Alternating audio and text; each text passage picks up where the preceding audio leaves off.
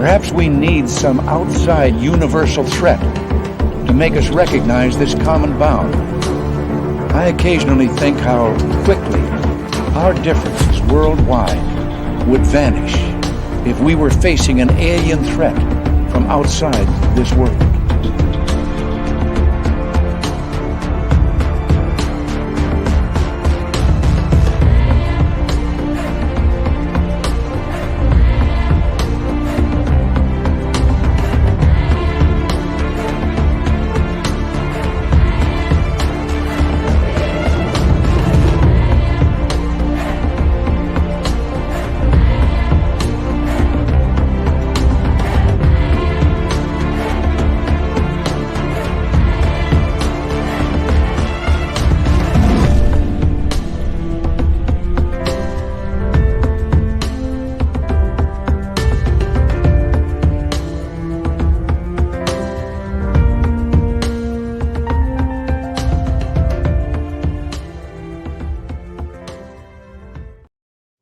Hello and welcome to another edition of Spaced Out Radio tonight. My name is Dave Scott.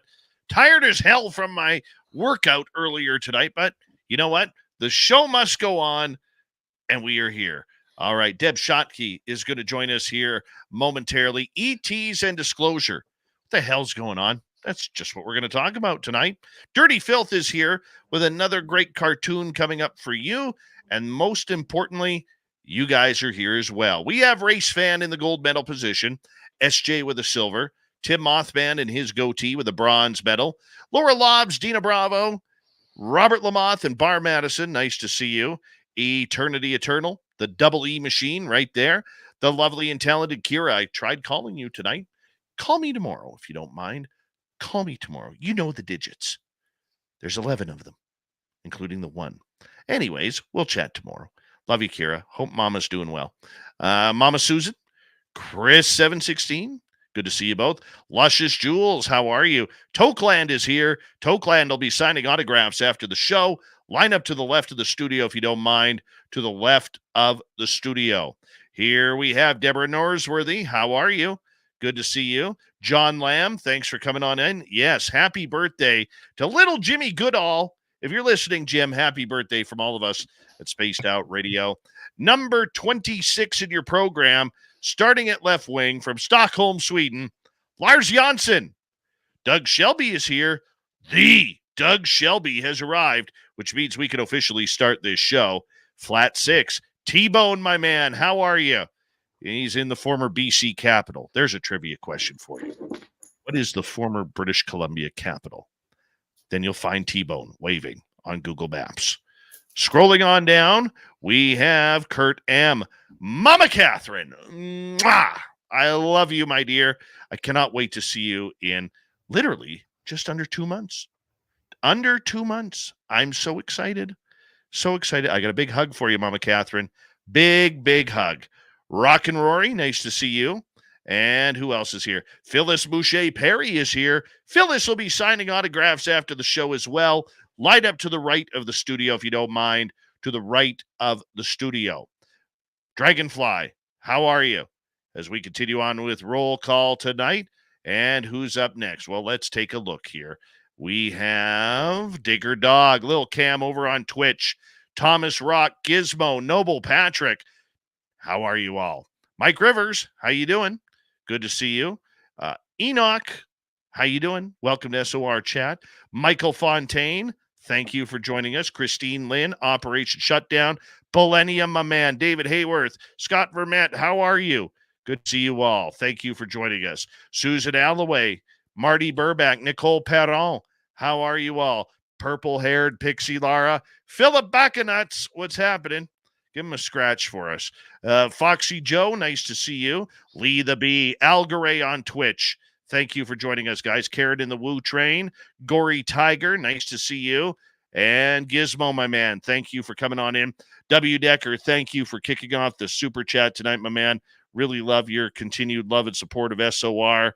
Very much appreciate you. Scrolling on down, there's Foxy Joe with a nice super chat as well. Thank you, Foxy Joe. Very much appreciate that. And let's get the radio side started.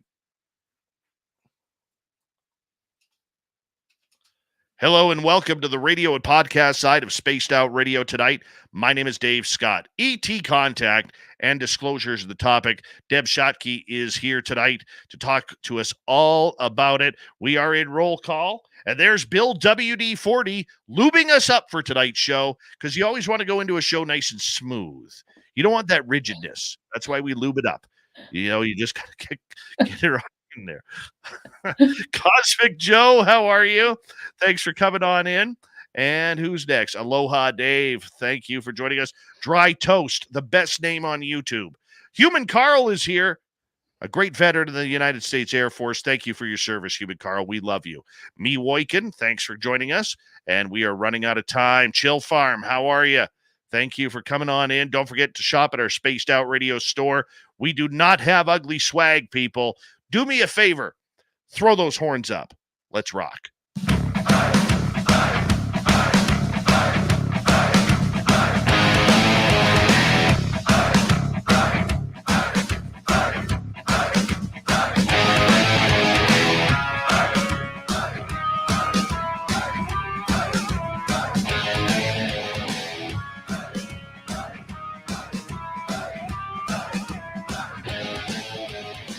From the mountains of central British Columbia to you listening around the world, this, my friends, is Spaced Out Radio. I'm your host, Dave Scott, sitting in the captain's chair of SOR headquarters. We welcome you to tonight's show on our terrestrial affiliates around North America, digitally on Odyssey Radio, TalkStream Live, and KPNL. All of our archives are free. Join us at youtube.com/Spaced Out Radio. Do old baby the favor, hit that subscribe button. Our website, spacedoutradio.com. We have a plethora of features for you. Rock out to Bumblefoot, read the newswire, check out our swag as well. Tonight's show is brought to you by Chive Charities. Help make the world 10% happier by visiting Chive Charities today. You can find them on our website. All right, a great show for you tonight. We've been talking a lot of disclosure, ET contact. Can we combine the two? Debz Shakti is here tonight to talk all about it as we get ready to bring her on. Then in hour number 3, Steve Stockton from Among the Missing has another creepy story. Then Courtney Marcassani on UFO Court is going to have some juice for us tonight. If you're thirsty for UFO juice, she's going to have it. Not this UAP crap. Real UFOs. All right, let's get right to it. Let's bring in Deb here. Debz Shakti is a professional quantum hypnotherapist and open channel, offering other professionals psi services, including Energy Alchemy, ET Contact, and Paranormal Experience Counseling. She's lovingly hosting a longstanding and local CE5 contact and consciousness group, an active member for several international CE5 contact teams, leading retreats and researching the infinite nature of consciousness. She loves her woo, and that's why we love her here. Debz, it's good to have you back on Spaced Out Radio, my beautiful friend. How are you? I am so good, and I'm so happy to be on tonight again, Dave. Thank you for having me. It's always a great time to have you here. You are considered around the UFO world one of the most credible people to help experiencers. When I talk to experiencers, even ones that I've never heard of, they always say, have you ever talked with Debz Shakti? And I'm like, yeah, she's a beautiful friend of mine. And I'm amazed at how you and your awesome reputation has got around for helping people who have extraterrestrial or paranormal needs. How did you get into this lifestyle? I was born this way, as Lady Gaga says. I came in having contact. I think my earliest memories are of ET contact, and I came in with all my pretty much my psi gifts on. You know, a lot of people have to they learn about them. They go to schools and whatnot and develop them, or go to teachers. But mine were on, and I thought everybody lived that way. And I found out pretty quickly as a young child that it wasn't that way, and had to kind of dumb it down for a while. But, you can only press a spring down so much before it boings back, right? So, but I got into all this work because there was a need. And from earliest memory, I was always able to help people feel better. I was able to read people very well, and we kind of empathize with their emotions, and just, I don't know, I've always just been guided. It's kind of hard to put into words, but it's become my life's path. I spent decades and decades in the corporate world as a corporate executive on top of everything else I do, and so I always had this at least a dual role. I was also, wife, mother, I'm a grandmother. So, but this is my passion, and I just love working with people and helping them find their way. I want to kind of turn the tides here because recently, a few weeks ago, we both lost a good friend. Yes. And when John was around, he was just a ball of energy. He was somebody who, hit his own ET contact, then made an incredible movie that you're in. I'm going to let you describe who John was. Well, John Yost was other than my husband, was and still is my best bud. Um, we met under some just normal circumstances, business circumstances, with other business people discussing a project that had nothing to do with this. It was almost like he was broadcasting, help me in the meeting. But he was talking about this other stuff, and you knew him. He's just this big, burly, fun, charismatic guy. And so on the outside, no one would ever know he'd been suffering. But he had an experience when he was 7 years old that he was chastised for by his parents, especially his father, who he loved, and told to never speak about it again. And he lied his whole life about it to people. And he had a guilty conscience over it, and it started to eat away at him. And so after that meeting, to make a long story short, I was guided to reach out to him and say, I feel your pain and I can help. This is what I do. He didn't know me from Adam, really. So I resisted that guidance for a couple of days, but it kept up, and I finally gave in. And I just sent him an email, and within virtually, the same day, he got hold of me and said, "How did you know?" And so we started talking about this experience, and he was so afraid of it that he didn't want to really go into. I do quantum hypnosis, I do channeling, I do energy work, and I came up through a clinical psychology background, so I offered to help him and do like I do with other people, and he was a little afraid of it. And I said, "Well, let's just talk, over time. Let's get to be friends, and we'll see what happens." And eventually we gained rapport, and he finally got brave enough to look at the situation through hypnosis, which he didn't think would work.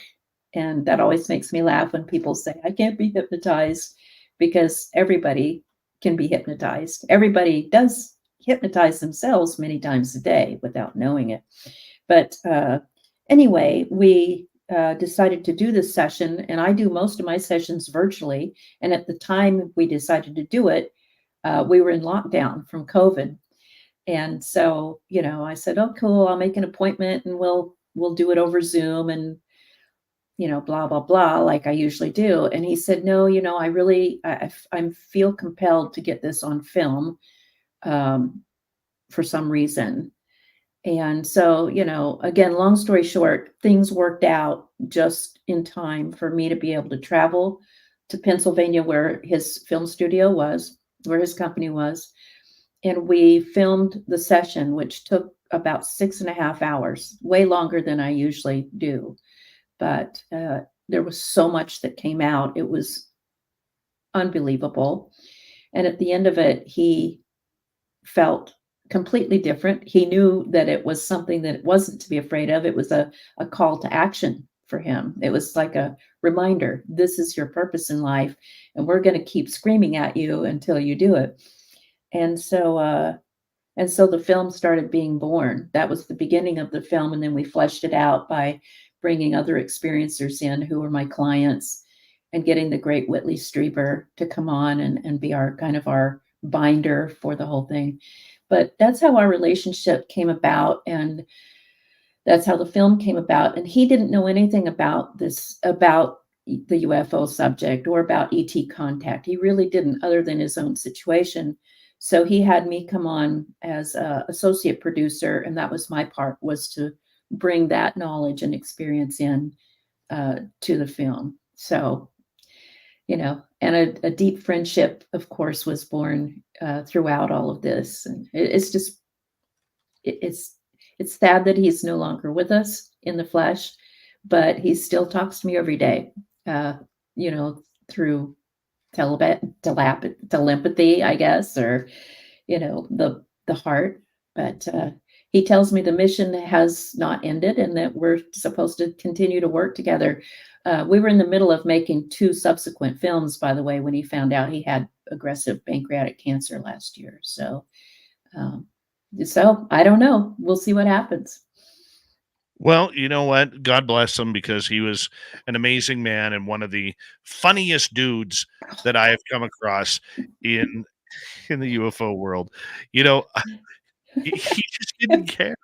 He did not care. And if he could get in a little chirp on anything, and then he'd give you the what? Huh? Yeah. What? Yeah. What did you say? Huh? What? Oh my God. Him and I, when we met at UFO Con in San Francisco a couple of years ago, I literally felt like I met my best friend. Yeah. Yeah. I know the feeling.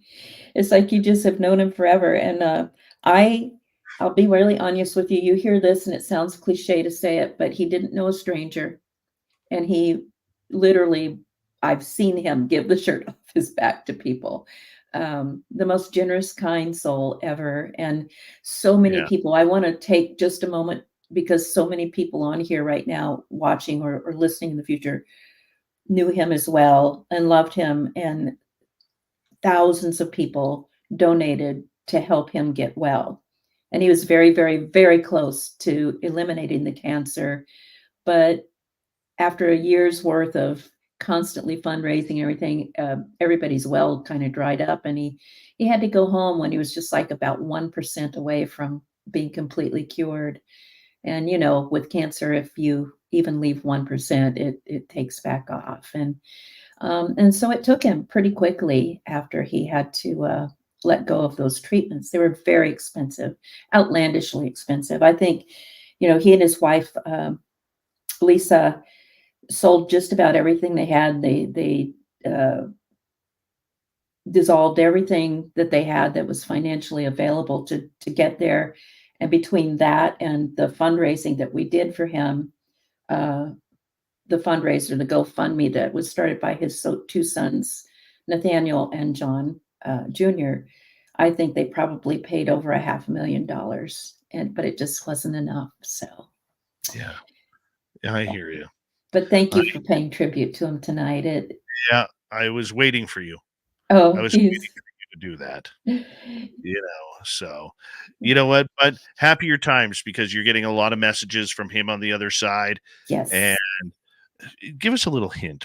Has he told you what it's like over there, or has he got secrets to the UFOs? There's been a lot. Some of it is just so, you know, this subject is so ineffable because it doesn't match third dimensional physics or vocabulary. But what I can say is, you know, right after he left his body, took his spacesuit off, I like to say, he was in my mind saying, "Buddy, this is the grandest thing I've ever experienced. I wish you were here." And he started singing Pink Floyd, "Wish you were here," you know, because he's funny that way. But he said, you know, really, once you take that off, you're so free, and you realize everything is it's very important, but it's not important at all. It all fits together. It's like you're in a zoomed out kind of perspective of life. So everything is important. There are little pieces of a very complex jigsaw puzzle. And so Yes. you can't leave any of it out. But once you're out here looking at the puzzle, you're like, oh man, there's so much more to enjoy in existence than just that one little puzzle, because that one puzzle, and this is interesting because if anybody watches the movie Alien Abduction Answers or has watched it, he described a scene, and I'll go back to that, circle back to it. But what he was saying a while ago about existence in that grander realm, it's like our earth life, that one incarnation, it's a grand puzzle, but it's a speck. It's one pixel in the grand picture. And to bring that into perspective, in the film, you'll see him say that the ETs, the beings, took him to a subterranean type of place to show him. They kept taking him as a child to show him screens. And the screens were going, it was going very fast, colors and images so fast you couldn't identify them. They were going from right to left, which really pissed him off because he was learning how to read at that time and it was left to right, but it was going this way. But when we had the session, he could slow it down and he realized the information was coming that way, but it was encrypted and there were tiny spaces between each little pixel that held the biggest part of the information. So what he saw as a child on those screens was kind of a metaphor for what you see when you finally leave this realm.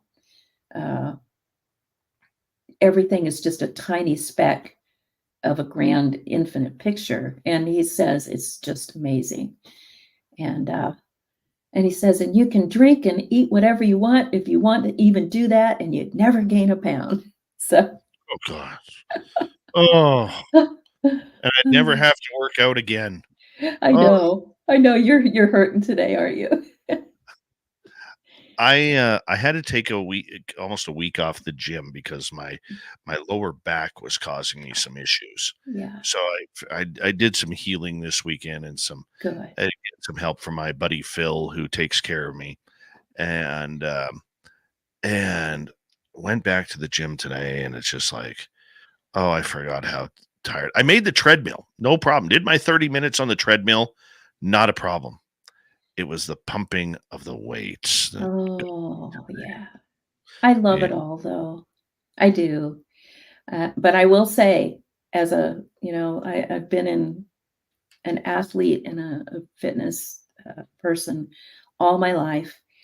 And I can tell you, there's never been a day that I didn't try to talk myself out of it. Mm-hmm. But as soon as I do it, yeah, it still hurts. At this age, it hurts real bad, but it still makes me feel good. So Now, on a positive note, you just had a birthday. I'm not going to say how old, because I still think you're in your 50s. I don't care if people know how old I am. It's just a number. But either way, you had a birthday recently, and did the aliens come wish you a happy birthday? Just be honest. Well, it's really funny. My birthday actually was yesterday, and I go out every evening and early mornings under the stars or the clouds, whatever, because I have dogs who have to, go use the bathroom. And last night, on my birthday night, I went out, and it had been a nasty, gross day outside weather-wise, but the clouds kind of parted, and I was just looking up at Orion. And right to the right of Orion, just as I was just like, no, I'm always so grateful to be able to see that. It's so beautiful. There was a very bright, wah, wah, wah, just 3 times, and then it was gone. Just a big, bright, it was like a signal. It's just like, wah, wah, wah. I'm like, well, thank you. Happy birthday, But yeah, so they did, I guess. To answer your question, yes, I did get a happy birthday from them. So Excellent. I love hearing that. I love it when they just show up.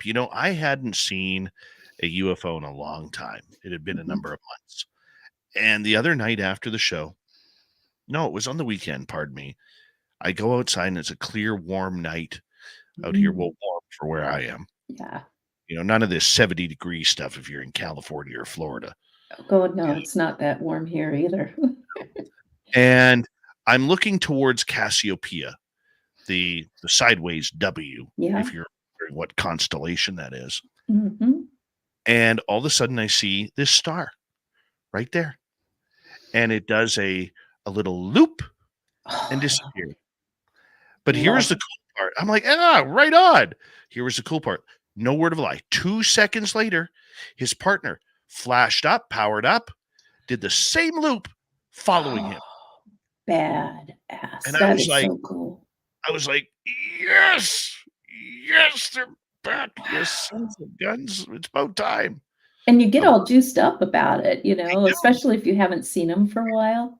And when it's something that is that anomalous and undeniable, I won't go to sleep for hours because I just feel so good and charged up. And it wasn't like it was a straight line. Mm-hmm. There was curvature to it. Mm-hmm. Like a rainbow type curvature, but not like a real steep one, but just a light loop. Yeah. And both of them did that exact same thing.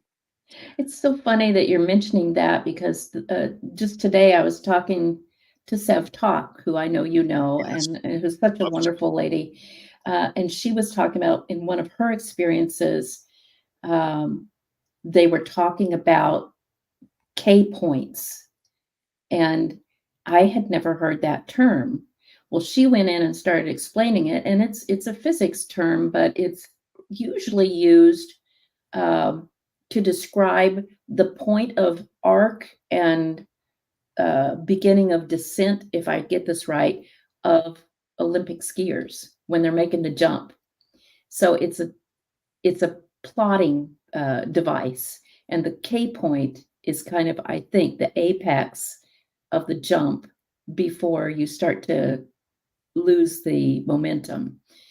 And for some reason in her experience, if I get this right, the ETs were talking to her about K points of craft moving through dimensions. So, what you're describing, it made me think about that. It was the same. It's almost the same thing. It's like we're talking about the same thing twice in one day. It's kind of weird, but not weird. High strangeness abounds everywhere in my life, but I'm so glad you saw that. Yeah, it was pretty awesome. As we got just under 90 seconds to go here on the first half hour Spaced Out Radio, Debz Shakti is our guest tonight. Debz, I know that you're very passionate about protecting people who have had contact, whether it's multiple contactees or one-offers, and this has become a very touchy subject within the UFO world, which we're going to get into the next hour.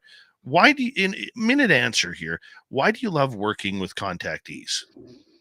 Well, I love working with all people, but it seems to just keep funneling down and compressing into because there's just such a need. I love working with them because they're kind of the hidden, I have a show of my own called Hidden Variables. They're kind of the hidden variables in our lives.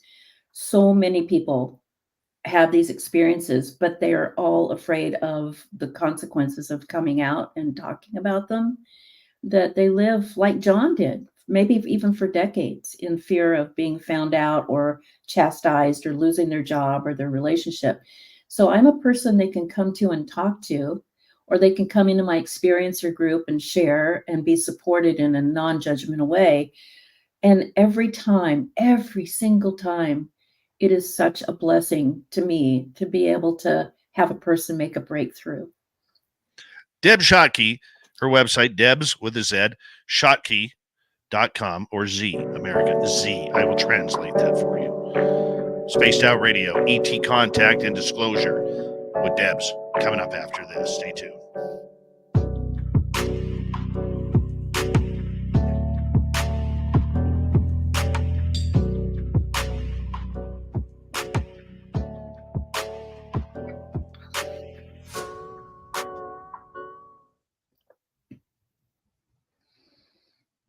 All right. We got something for you, Deb. What? Happy birthday to you. Happy birthday to you. Happy birthday, Debz Shakti. Happy birthday to you. Oh, thank you. You gave me the Bill Murray version. That was so awesome. Yes, I try to sing happy birthday to every one of our listeners in the chat room when it's their birthday. Wow. That's huge, man. That's huge. I care. I care. Yeah, you do. You're a wonderful person. And Phil down there, I can't wait to see what he's painting. That's really cool. I By love the him way, so Phil, much. that was some good blob moments for that first half hour there. Saw it. The We were- scritches. Yeah. Oh, I can't feel my legs anymore. Blob. She's just sitting there licking herself unceremoniously. Oh, of course. Mm-hmm. She's a Mm-hmm. seductress, a temptress, you know. That's Blob. She's a diva. Yes, she is. Total diva. I love my blob. We Me love too. her too. You know what's awesome is almost every day, Filth will text me a picture of Blob. He's always putting it in the little group chat that we're all on. So Yep. cool. I'm going to say this, though. What is really cool is a lot of times those text messages, sometimes you just need something happy to happen. Mm-hmm. Yeah. Okay, to change the tone. And Filth always seems to hit that one time where it's like, my day will be so shitty going on. And then all of a sudden I'll get a picture of Blob from Filth and I'll be like, there it is. Oh, That's the man. sign. Yeah. That's so cool. Yeah, Filth, I've never told you that either, dude. Oh, You guys have that heart Bob's glad connection, to help. that psychic connection. So good. Yeah. Filthy's amazing. I love him. He's like thanks, Dave. he's like my little Sasquatch brother. Yeah. I love that. The chest hair is out of control. Wait to see my back hair. Oh yeah. Ooh. Yeah. Yep. Yeah, Filth has an impressive mane of chest hair. It's funny because, he has the billiard ball, the beautiful chrome dome, but everything else is hairy. That's awesome. Even his All toe my hair knuckles. migrated. Oh, I just thought you did that on purpose. I could grow a wicked Hulk Hogan, but not so much from nothing else on the top. Oh, Come on. Grow the skullet. Grow the yeah. skullet. But I'd don't like to bleach sleep it. in my own bed. Don't bleach it blonde. Make it like fuchsia or something. Come on, grow the skullet. I'll have to ask the missus. Something, brother. You might be surprised at what she desires. That might be cool. Lover, my can I hubby grow a Hulk changes Hogan his hair haircut? all the time. What? Can I grow a Hulk Hogan haircut? I will make fun of you, but yes, you can. Yes, we got permission. Hey, Yes. Come on, Filthy. you have to grow the mustache though too. Oh yeah. Well, I guess his is I have more to of grow a a Fu mustache then. Manchu. I will make fun of you. Fuck. Yeah. My French. Yes, Mrs. Filth, we love you. Dave loves you. I Anyway, love her too. Debs loves you too. Sorry, I'm yelling into the microphone. I apologize. That's okay. You're allowed. You're allowed. Oh man. Too much fun. Too much fun. You guys are out of control. Wow, Well, Calling the police. that's The okay. men in black to take care of you guys. Oh, dude, they're around here all the time. So mhm. they mess with my tech all the time, and I got some- black got some- helicopters, black cars. I got new paranormal toys today. What did you get? I got some cat balls that light up. Yeah. And I got a set of strip lighting. It's like 12 feet long. Cool. Yeah, that sets it off. It's kind of cool stuff. Kind So of is cool. it the multi-chasing LED Yeah. With lighting. Oh, I like that. Yeah, it's good stuff. I love Very it. Hold on right there, Deb. We want to say a big thank you to W. Dexter, Foxy Joe, Gizmo times 2, Kira, Trucker Andrew, and T-Bone for the super chats. Very much appreciate the love and support.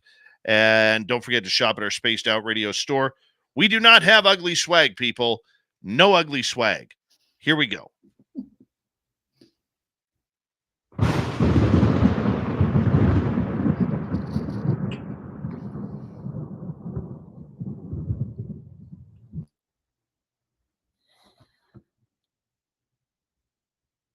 Oh, I love it. Here we go with the second half hour of Spaced Out Radio tonight. We're getting into ET Contact and Disclosure with Debz Shakti. We'll bring her back here momentarily. Reminder to all of you that if you are looking for any of our archives, they are always free at youtube.com/Spaced Out Radio. Do old Davey the favor, hit that subscribe button. Our website, spacedoutradio.com. We have a plethora of features for you. Rock out to Bumblefoot, read the news wire, check out our swag as well. Follow us on Twitter at Spaced Out Radio, Instagram at Spaced Out Radio Show, and on Patreon in the Space Travelers Club. Debz Shakti is here. ET Contact and Disclosure. It's two harmonizing words that seem so far apart that you could probably line up every Sasquatch in the world and he still wouldn't make each end. Deb, thank you so much for being here tonight. You're welcome. That was a wonderful, wonderful allegory. I think so. Oh my gosh. Well, it's great. Are you surprised that ET Contact is being pushed down the realm of ufology so far these days over the last few years? Does that really, really find concern with you? It's disappointing, but it depends. It's about perspective, though, Dave. It depends on who you're listening to and what you're looking at. The circles I run in, it's everywhere. And people are so open about it, and they're not all about even just like nuts and bolts stuff anymore. It is about consciousness. People are starting to wake up. Now, you start talking about the government and big organizations like that, trying to squelch it or distort it or whatever. That's a whole other story. But having on good authority, they don't win. So I try not to get discouraged, but there are times I just want to roll my eyes and go, man, this is taking a long time. And I wish people would just, wake up and start thinking for themselves. But it's happening. And I understand that. But as someone who deals with a lot of experiencers who are embarrassed to come out, scared to come out, Mhm. have had the ultimate experience that the majority of this planet has not, how do you teach them to say, you may want to keep this quiet. It's good to talk about it, but you may want to keep it quiet in your inner circles of outside of the internet or whatever it may be, because for a lot of people, they don't know how to talk about it. They don't know what to say, how to express themselves with it. Mhm. Well, luckily, it is becoming more of a mainstream topic, even if it's being, made fun of or derided. It's still a part of common mainstream conversation now. So it's easier than it was, say, for me back in the 70s and 80s when I was a young adult. Um, doing some of this work even, but having to do it on the sly, because if I'd have been found out at that point, doing it as visibly as I do now, I wouldn't have had the job I had. They probably would have come take my kids away from me. But what we try to do in the work is help them get clear, first of all, about what their experience really was, because often there are lots of screen images or memories, or there's distortion that comes from past indoctrination, from our society, from all kinds of things. A lot of fear is there. So we want to get them balanced in their emotional state about it after they get clear about what has happened or what is happening. And then we try to have open conversations. And I think that's why having experiencer groups is really nice too, because not just talking to me, but talking to other experiencers. It's, there's power in numbers. So, and there's safety in numbers. So at least they can talk to other people now about these things. There are experiencer groups everywhere. MUFON has the biggest one. I have a big one. Lots of people have them. But we must always use discernment and common sense.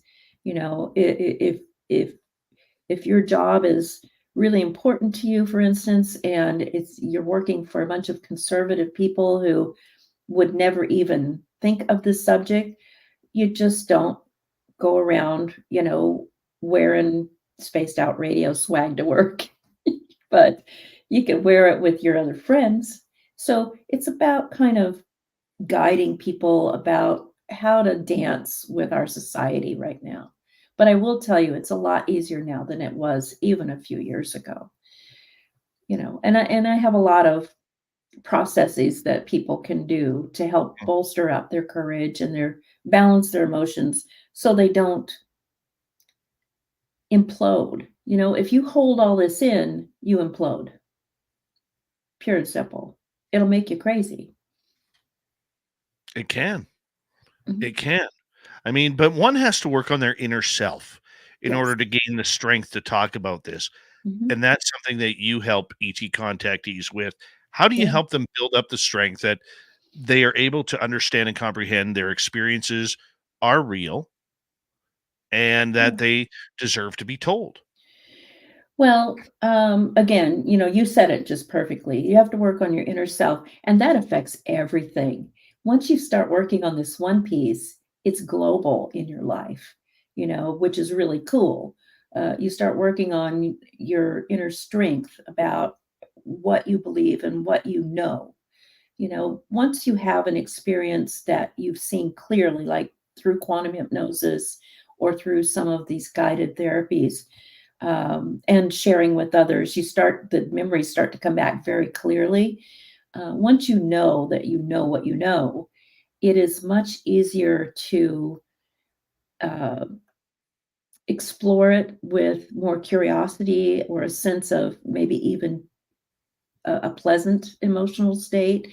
And once you start doing that, other things in your life start falling into place. You know, it's just a truth. Like you were talking earlier about working out. Well, if you start working out consistently and make that a discipline, and you start seeing positive change in your life from that, pretty soon you're going to start noticing, oh, other things in my life are starting to shape up as well. And that's just how it works. So that's the way I come at it. I start to teach them, certain techniques that will help them get into a higher vibrational state, or a more positive emotional state, if you want to use regular human terms, not so woo-woo. And once you get into a consistently positive state over negative, you're going to go like this a lot. But if you're more positive than negative, the rest of your life is going to start falling in place. And then all of that starts getting easier and easier and easier. And that bolsters confidence, and confidence bolsters the ability to be more truthful in the world about everything, including this contact. How come the phenomena chooses the contact that they create? We see people from all different walks of life, all different ages, from children to 60, 70-year-old people having their first encounters. Mm-hmm. I understand the phenomena trying to wake people up. I get that. It makes sense to me. What doesn't make sense is the inconsistency of how it happens. Well, if you look at it again, like I'm being shown the zoomed out perspective again, what we were talking about earlier. If you look at it from a zoomed out perspective, you realize there are infinite types of other consciousness type being. You know, everything's consciousness. So there are infinite types of the intelligence out there. And here, you know, just like you can gather 1,000 people in a room, and they're all going to be either slightly to vastly different. And that's just a tiny sampling of the human species. Well, think about, you know, the nature of the universe is, I call it the infiniverse, but the nature of the infiniverse is diversity. So when you get that many different, you know, even if it's a tiny sampling of that, but, you know, you get 1,000 or 2,000 different types of civilizations interacting with humans, they all have their own jam, you know? And I think that's why it can be so vastly different. Yours can be so different than mine, or mine can be so different from my client that I dealt with today. But also, then there's this overlay of, again, what you have been taught to believe is real or not real, that is a filter by which you perceive a lot of that. And that causes it to be different too. If you are in, and I was talking to Sev Talk about this today too. She totally agrees. We're so simpatico on so many things, but if you are, depending on your vibrational state, your emotional, your sustained kind of emotional focus, that's the kind of contact you're going to have. It's also the kind of reality you're going to be perceiving and interacting with. So if you have always been terrified of the grays, for instance, because you were, you know, told that when you were a kid, or the movies told you to be afraid, or the government told you to be afraid, and suddenly you have an interaction with a gray or a set of grays, it's probably going to not be the same as if you have a sustained, you know, understanding that they can be very pleasant and helpful and benevolent and, you know, loving. It's all about you, actually. Everything that happens to you is a reflection of what's going on in here. So that's one of the main techniques, is teaching people how to raise their vibrational state and sustain it, so that whatever they are encountering, whether it's their boss at work or a craft that just is hovering over your house getting ready to call you up, you know, that's going to be reflective of your internal state. So it behooves you to keep that vibrational state really high. How do we keep it high when we have to deal with all of the daily rigors of life? Yeah, well, it's called discipline, just like your workout, right? And sometimes it hurts real bad to have to do it. And yes, you're going to have days where you can't get through it, or you can't even make it. But a lot of these techniques don't take a lot of time. They just take your focus. And so it's a discipline to take 30 minutes away from your computer screen a day. It's a discipline to go out every morning or night and put your feet on the ground and look up at the sky, whether it's starry or cloudy or snowy. Be in reality, be in nature, get away from all of the stimuli that man has created, if you can, for even a few minutes a day. And it's the easiest way is to just close your eyes and focus on your breath and relax just a little bit.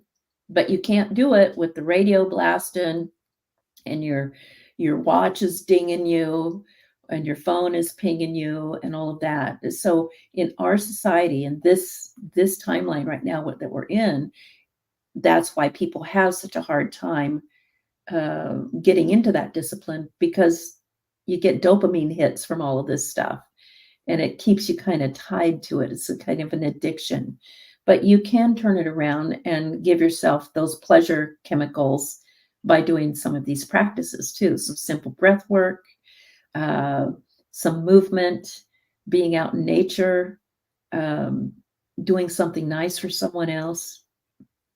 That some of them are very simple. And I can appreciate that. As an experiencer myself, I've had the good, the bad, the ugly, Oh yeah. but I think that's the main reason why is they have wanted me to experience things that everybody else has because of Yes. what I do. Yeah. And I believe that's the reasoning behind it. I do But too. do I agree with it? No, not at all. Yeah. There were things that I've had happen to me that I was like, oh, I'm getting revenge on this. Dave didn't like that. That's just the way it's going to go. Yeah. But getting back to the topic at hand for tonight, with ET contact and with everything that we are dealing with on a daily basis, I would like to know just your feelings on the fact that in the disclosure movement, there's talk of what they call NHI, Mhm.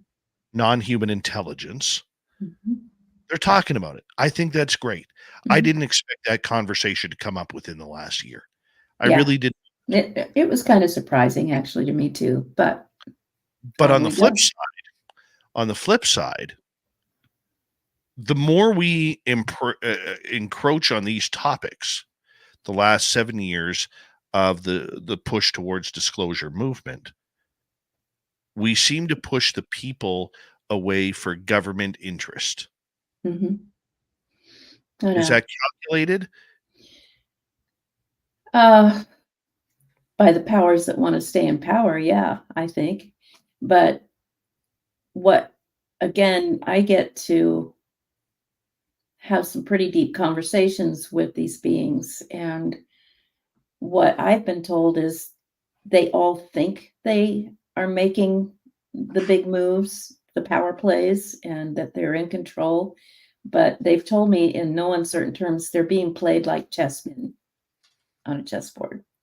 So love always wins, and evolvement always wins. And these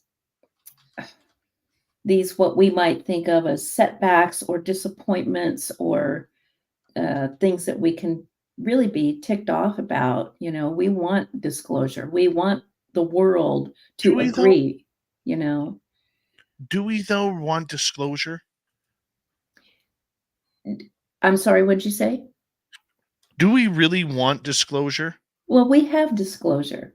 We are the disclosure. The experiencers are the disclosure. And I'll tell you what, Dave, I firmly believe that most, if not all, humans have contact, but it depends on where they are in their developmental stage of involvement, whether they understand it or even recognize it or remember it. So, have you ever heard that saying from Shakespeare? Methinks thou dost protest too loudly. In other words, people who are against something or say something doesn't exist in their lives, or in this case in your lives, uh, the ones who shout the loudest, I think, know the most, but it doesn't serve their agenda, so they're trying to keep a lid on it. And it's very disturbing, and it's very disappointing. I'm disappointed in those humans, but I also know that everybody is moving at their own pace and carrying their own baggage along this kind of path towards growth and development of a species, of basically of creation. So they'll get there eventually. But what I don't like is all the bullying and the greed and the control that comes with it. It's like playground bullies. Um, but we will be helped. But I truly believe we are the disclosure. Talk to anyone on your show. They all have had experiences. I would agree with you there. I would agree with you there, and in saying that disclosure is a personal aspect. I don't need to know that they're real. I've seen them. Yeah, I've I know interacted. they're real. Okay. Yeah. But there's a large portion of the population that needs that government support, that needs the Mhm. military support. And this is where we get crap like UAP instead of UFO. This is where we get NHI instead of extraterrestrial or ultra-terrestrial or alien or whatever it may be, but I can live with non-human intelligence, that's for sure. Yeah. It's professional sounding. Yeah. But it seems that for me, the two sides are so far apart in regards to the discussion of disclosure. I don't know if the kind of disclosure that is planned is actually beneficial to what we do. I don't think it is either. I think it benefits the people who want to stay in power. It's going to be, listen, why would this is just my feeling, but why would anyone want to believe anything coming out of the mouth of the person who has abused and lied to them all their lives? Why would you even care what they say? If I look at this whole situation to, being in an abusive relationship, why are we so desperate to have the president, for instance, come out and say, oh yeah, they're real, and the military say, oh yeah, they're real, and sorry, oops, we had your best interests at heart, but now we feel like you've grown up enough to share, so we're going to start sharing. Well, what they're going to be sharing are little tiny bits of truth with a whole lot of lies to serve their purpose. I don't think everybody's going to snap and in those factions and change overnight into benevolent stewards of our society, let's just say. So I'm a person who I keep an eye on it, but I don't pay very much attention to any of the details because most of it is propaganda. And it flies in the face of what true experience, contact experience it is. It's about interaction with, other parts of ourselves, basically. We're all connected. The whole of creation is all connected. And, what one does to oneself, one does to another, or vice versa.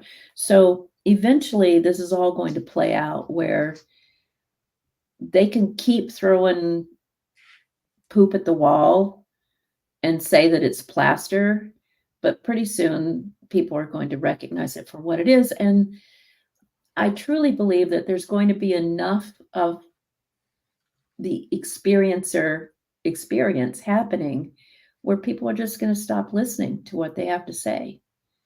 And the more we have conscious experiences, the more we are going to learn the wisdom from these beings, which will keep us from not having to depend on these other people. I work with people right now who are developing and are very on the cusp of developing zero point energy devices that they're going to make free to the public once it's completely ready. I mean, they have the stuff, it's just too big and expensive to count on right now, and they don't want to be attached to anyone with big money. So that's just one thing. Think about this. If everybody had free energy, who needs a government? Who needs to take over countries? Who needs, there wouldn't be any more war. There's no need for that if everyone has what they need.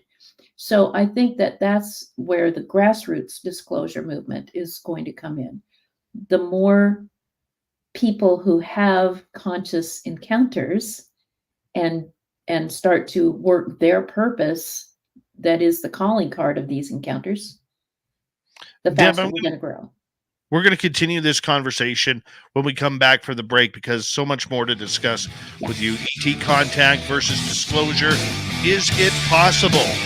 Spaced Out Radio continues right after this.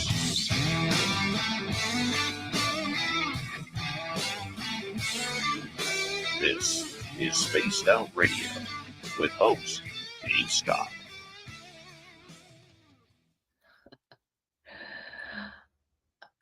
Oh, I love this. Oh my God. That bar scene is great.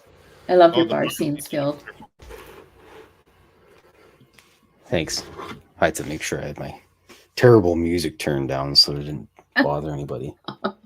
No music is terrible, my friend.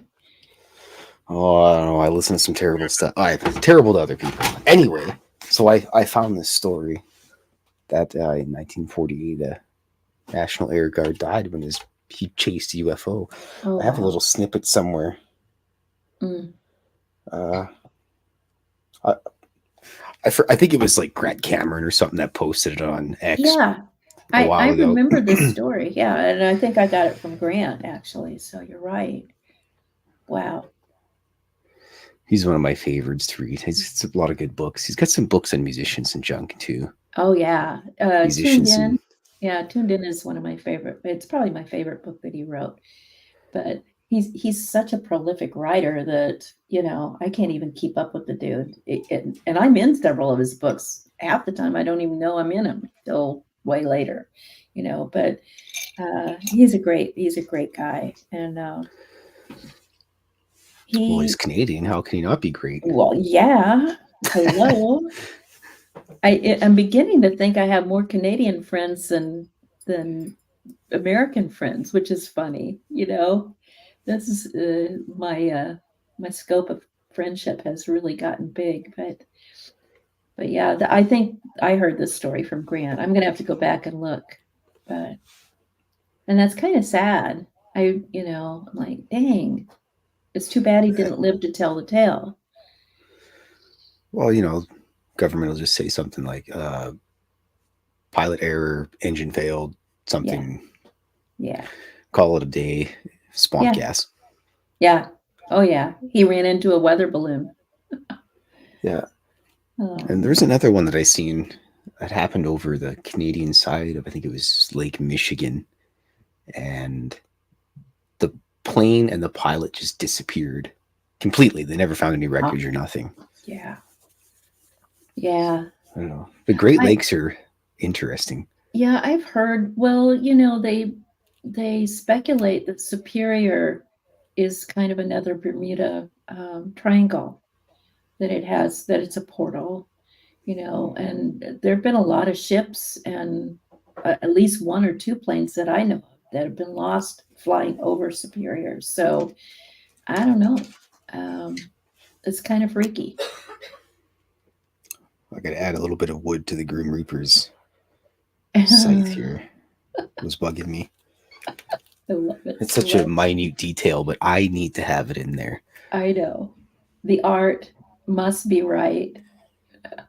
It's great. So what are the pink things on the floor? Are those portals?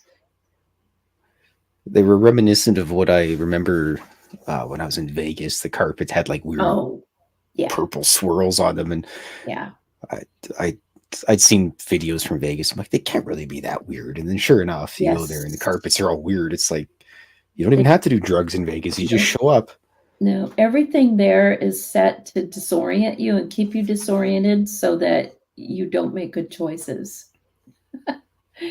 And the carpet is one of them. I've never been able to get over the carpet and the room decorations and stuff. It's just like, wow. It's my artist eye that gets me on that stuff. It's crazy. And then I have my little TV guy. I love his name is 32 Squared. Oh my God, he's so cute. I modeled him after a Zenith Century 2 television.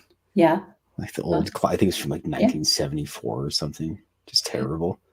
Oh yeah. Well, that was high-tech stuff when I graduated high school in 1974. That's the kind of TV we had, Sorry. We were big stuff, man. No. My notes that I have, he was manufactured in 1966. Oh, yeah, here he goes.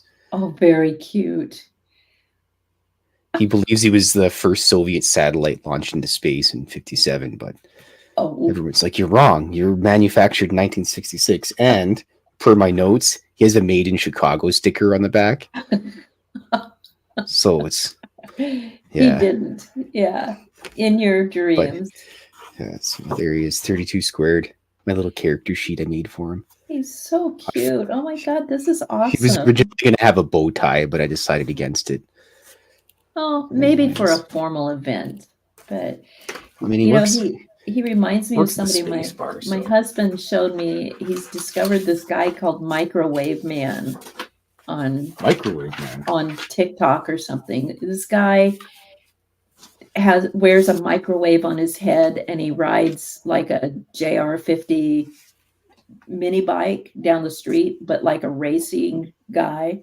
He's got a racing suit on and he squeals to a stop in front of the camera and the microwave door opens and it's his face in there. You know, he's wearing it like a helmet and he always spouts forth, you know, wisdom and motivation, and then he slams the door shut and takes off. But reminds me That's of kind of cool. Yeah. I don't know, 32 squared is much cuter. Much cooler. Plus, I have extensive notes over him too.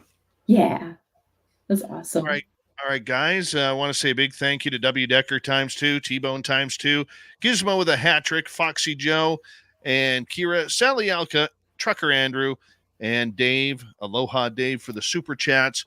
Very much appreciate the love and support. Here we go with hour number 2, everyone.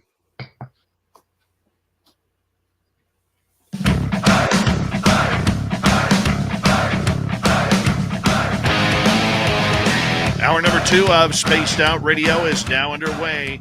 Good to have you with us. My name is Dave Scott. Always appreciate earning your listening ears wherever you are on this beautiful planet we call Earth. I want to say hello to everyone listening in on our terrestrial affiliates around North America, digitally on Odyssey Radio, TalkStream Live, and KPNL. All of our archives are free. Please join us at youtube.com/Spaced Out Radio. Do old Davey the favor. Hit that subscribe button. The Desert Clam has set the password for tonight in the SOR Space Travelers Club. Hagiarchy. Hagiarchy is your password. Use it wisely, space travelers, as the clam sets the password each and every night right here on Spaced Out Radio. Our website, spacedoutradio.com.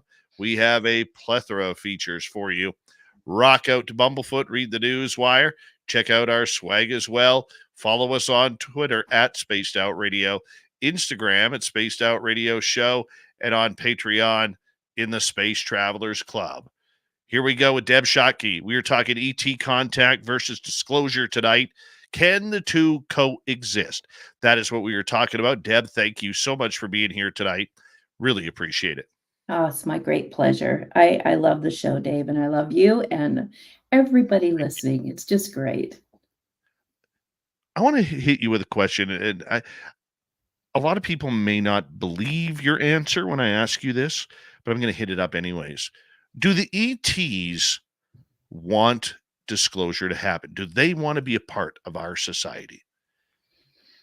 Well, I think ultimately some of them do. Again, they're so diverse. You know, the ones who are interacting with us, they're so diverse that you know, some have their own agenda. Some are like scientists studying us, or maybe you know, propagating us and then studying us. And some, I believe, want us to, you know, move forward and join the cosmic community.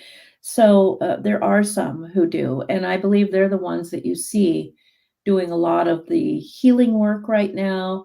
They're the ones who are like giving super downloads to people who suddenly, you know, get what I call that clarion call, and they go out there and they start inventing new things. They start doing, starting new organizations to help, you know, impoverished communities and so forth. There's just a lot going on. So it's very diverse, but yeah, there are some who do.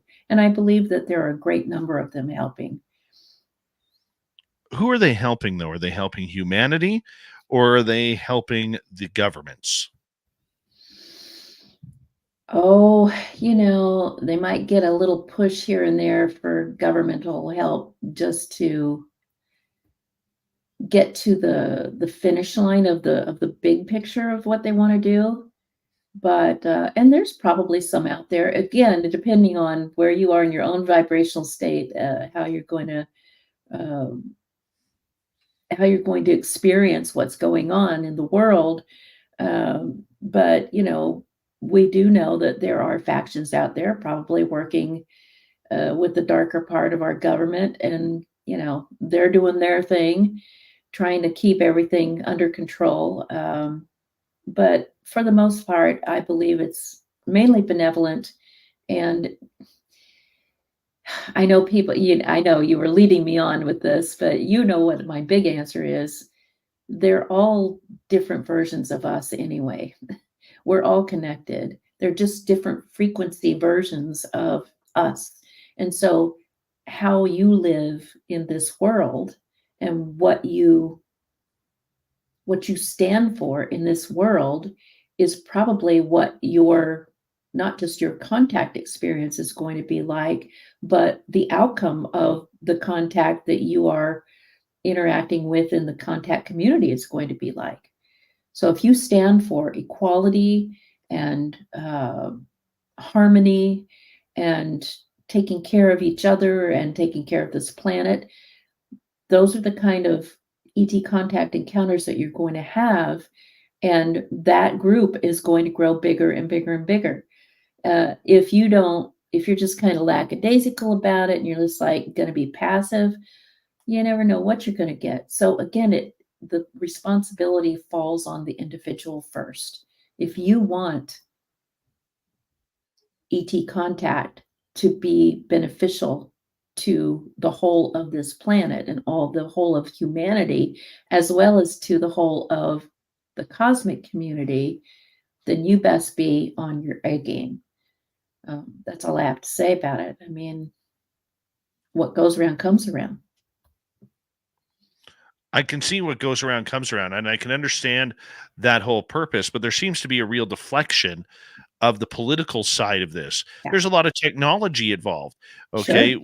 And if we look at the idea that many of these corporate military industrial complex companies out there are hiding technology, whether it's ET craft, whether it's non-human intelligence, whether it's zero gravity, whether it is propulsion systems from these craft that they've been able to use. I mean, we are living behind the times existentially here. Yes, if you look at it that way, but remember that's a kind of a third dimensional Earth perspective, and we're so much more than that. And we are, I believe, as a species, the major part of the species is starting to accelerate up into a different level of understanding and living. And so that stuff might still go on at this level, but it's up to you to decide if you want to focus on a higher level of being. They all exist forever, all at once, in the same place. We've talked about this before. This is the quantum model. Everything comes from the same energy. It never dies. It's never created. It merely changes form and function via its vibrational state. So everything that ever was, is, or will be always is. There is no past. There is no future. It all exists all at once in the same place. And it's like tuning into a radio station. If you tune into, 98.9 on your FM dial, you're going to get a certain kind of music or programming. But if you go off even 1/10 of a digit, it's going to start sounding different. And eventually it's going to turn into a whole other set of programming. So what you focus on is the way that you attune your own personal antenna.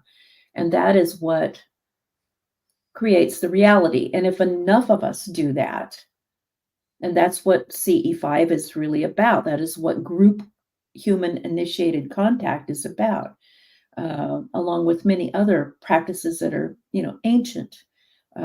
Indigenous people have always known how to do this. But the more people who do this with a positive, loving, coherent vibrational state, the more power is generated until you get a huge amount of momentum going, and it can't be stopped. It's like a snowball effect.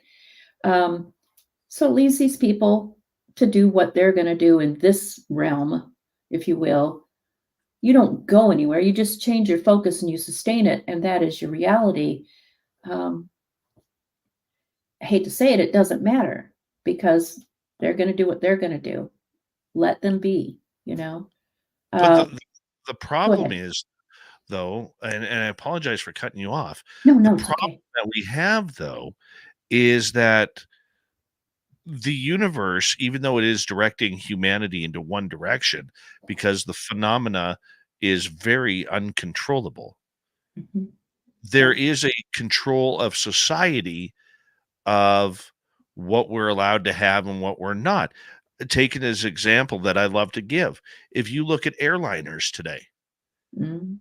with the technology they're hiding, there's no way it should take 19 hours in today's life to fly to Japan or Australia. It Yeah. shouldn't take 20 some hours to get to other places on this world. Right. Okay. It shouldn't take me a 6-hour flight to go from Vancouver to New York City. Yeah. No, I agree. But it also behooves them to keep the technology at that level, because it puts a lot of money into the pockets of the people who keep the people making those decisions in their positions. Do you understand? Oh yeah, I fully So, understand that, and I can appreciate that. But we're also not getting the best for humanity. A lot of no. the issues, we talk about ETs coming down and helping us with a lot of issues, whether it's diseases like cancer, or whether it's Mhm. starvation, or whether it's zero point energy, which is better for the environment. We hear of all this, we talk about of all, but realistically, we're going off people's words who have contact with potentially, for some, not all, but for some, imaginary friends that they just want to Mhm. be popular with, Sure. and we cannot prove those answers. Yeah. Like when you talk, I believe you because I know you. Okay. But there's a lot of people out there who speculate, where I look at them and I say, what rock did you crawl under from to try Yeah. and give, humanity information, when Mhm. it's easy to tell that you're making it up on the fly? Yeah, well, they thought that about, Einstein. They thought that about Galileo. Um, what is that saying? You know, people think you're crazy until they're proven, until they grow up enough to find out that you were actually right. It's something about prophets, but a prophet is always known to be like a crazy person in their own family or their own community, and then years, decades, uh, millennia later, they're found to have been, an enlightened person who had it all going on, and we just were traveling too slowly for them to understand it. So, um, but I think, life is basically, this is just another quantum physics thing that I've learned, is all of life is basically neutral. It's all neutral. It's not good or bad or light or dark. It's all neutral until an observer perceives it, and then in our case, in third dimensional Earth life, we like to label it, and so we label things usually filtered through the lens of our past experiences. Oh, that was a bad ET, or that government official is good, or, that flavor of ice cream is my favorite, but I don't know why. I can't explain it. So, yes, it would be wonderful if the benevolent ones would just get the hell down here, cure cancer, cure poverty, and kick all the bad guys out of, power, and give us free energy. But I've been told time and time again that isn't how it ever works. This goes on everywhere in the universe, in different civilizations, in different dimensions. It's a growing up process. You don't do your kids' homework for them and expect them to grow up to be an intelligent person. You have to do your own homework. You can give them hints about where to look up the answers. You can give them hints about how to build their science fair project. But if you do it for them, what's the point? There's no growth. There's no learning. There's no personal investment. And they're asking us for personal investment at this point, and that's why you're starting to see so many experiencers come forward bravely to talk about it finally, because that is part of that growing up process, is not being afraid. And that is the key. These factions that are trying to keep us under their thumbs do so with fear tactics. It's all fear-based. But what is the human's deepest fear? Fear of death, right? But if you know there is no death, there's just a change of form and function. There's just a change, like we were talking about with our friend John. He's not dead. His body is no longer, viable. It's no longer walking around on the planet. He's just as alive now as he ever was. In fact, he's more alive than he was in his body. But there is no death. There is only evolvement. And you have a choice about how you want to evolve, because life is like a huge amusement park, or it's a huge school. You get to take the courses you want and you do with them what you will. Or you get to ride the scary roller coaster, and maybe you want to ride it 1,000 times after that, or maybe you never want to again, but it's your choice. So I don't know if that helps or not, but that's my perspective on that.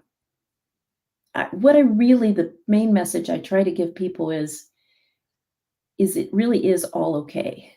It all works out. If you could zoom out, like I have been able to, when you get invited to leave this realm or leave this body or leave this planet and see things from their perspective, you're able to see how it all goes together, even the ugly stuff. Like we were talking about that jigsaw puzzle earlier. It all has a purpose, but we're so close up to the puzzle that all we see are little color specks on one piece. And we think that's our reality, but it's not. It's just a little tiny bit. So what is the reality of the UFO story then? It's as diverse as we are. I mean, your experiences are way different than my experiences for the most part, and mine are different than the experiencers I work with. And we all have some similarities, but that's the nature of life. It's infinitely diverse. So there's not one answer. It's a million answers. It's a trillion answers. But I think there is an overarching or an underlying, depending on which way you draw the arc, kind of idea that we collectively have put forth. How do we want life to evolve? How do we want to learn? I mean, it's just, we're so diverse that you're going to get stuff you like and stuff you don't like. But again, I think it's about your vibrational state. And if you can maintain a higher vibrational state, you're going to have a different reality. You're not going to be living in a reality where the people who, well, number one, in the reality that I visualize, you don't need government. Why would you need government if, why would you need military? Why would you need big industry if you have what you need? And I know that it is attainable because I have seen it. I've been to these other civilizations. I've been regressed myself by some really great people and have come back with tons of information about things that I know nothing about in this life, in this brain, about civilizations that are way better than what we're living in now. And that's what I shoot for. I shoot for that. I'm like, I've seen that. That's where I want to go.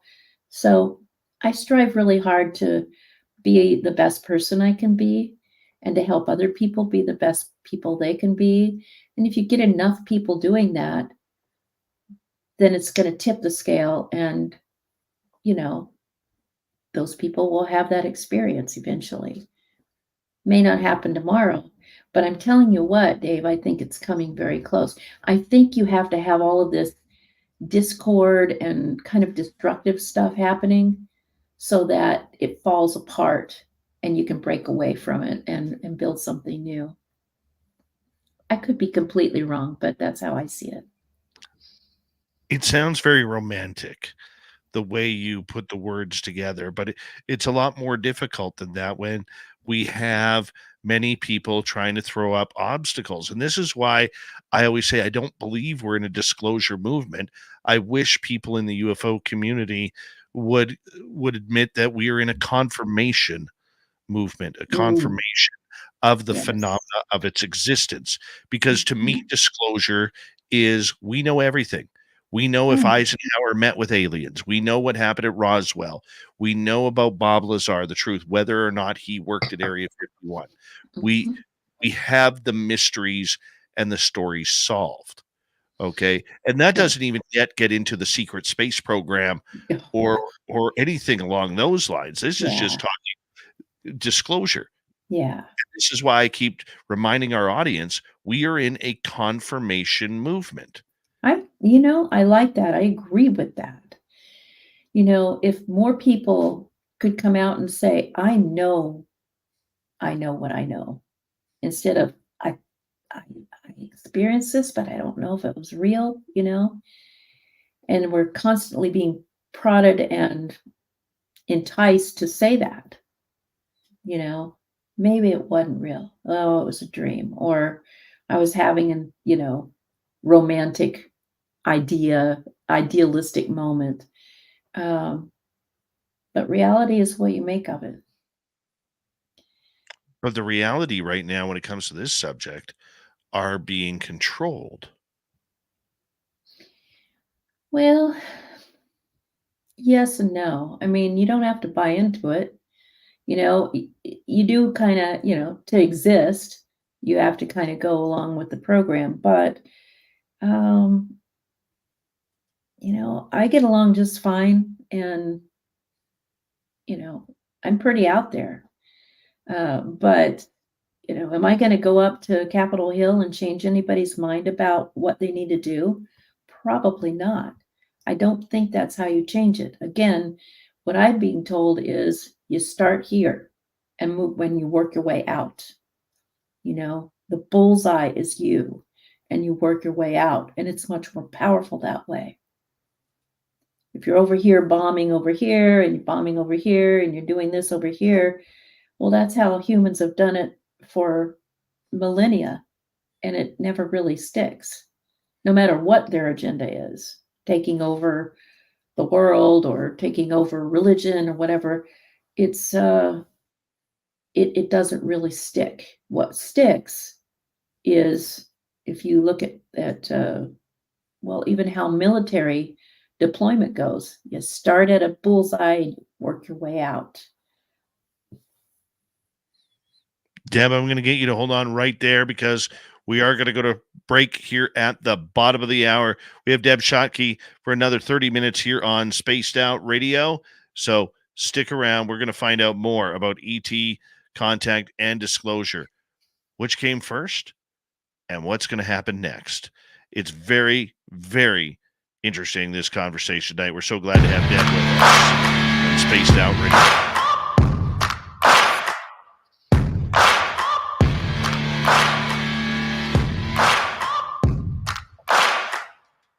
You're listening to Spaced Out Radio with your host, Dave Scott.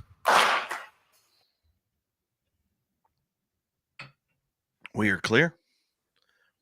Flying on Oh, by tonight. Flying on by. man. I know. I didn't realize we were already at, it's 12:30 where I am. That's wild. I know. You push me, Dave. You really do. And it just makes the time go by so fast. But you make me think, and I'm just like, oh, dude, my mind is not working tonight. Oh, you have Crazy. such great answers though. Oh, Such thank you. great answers. You know. Thanks. I don't know. I can't read the chats anywhere, so I don't know what they're thinking, but hopefully they're enjoying it. But we'll see. Oh yes. Oh yeah, they're very much enjoying it. Very much enjoying it.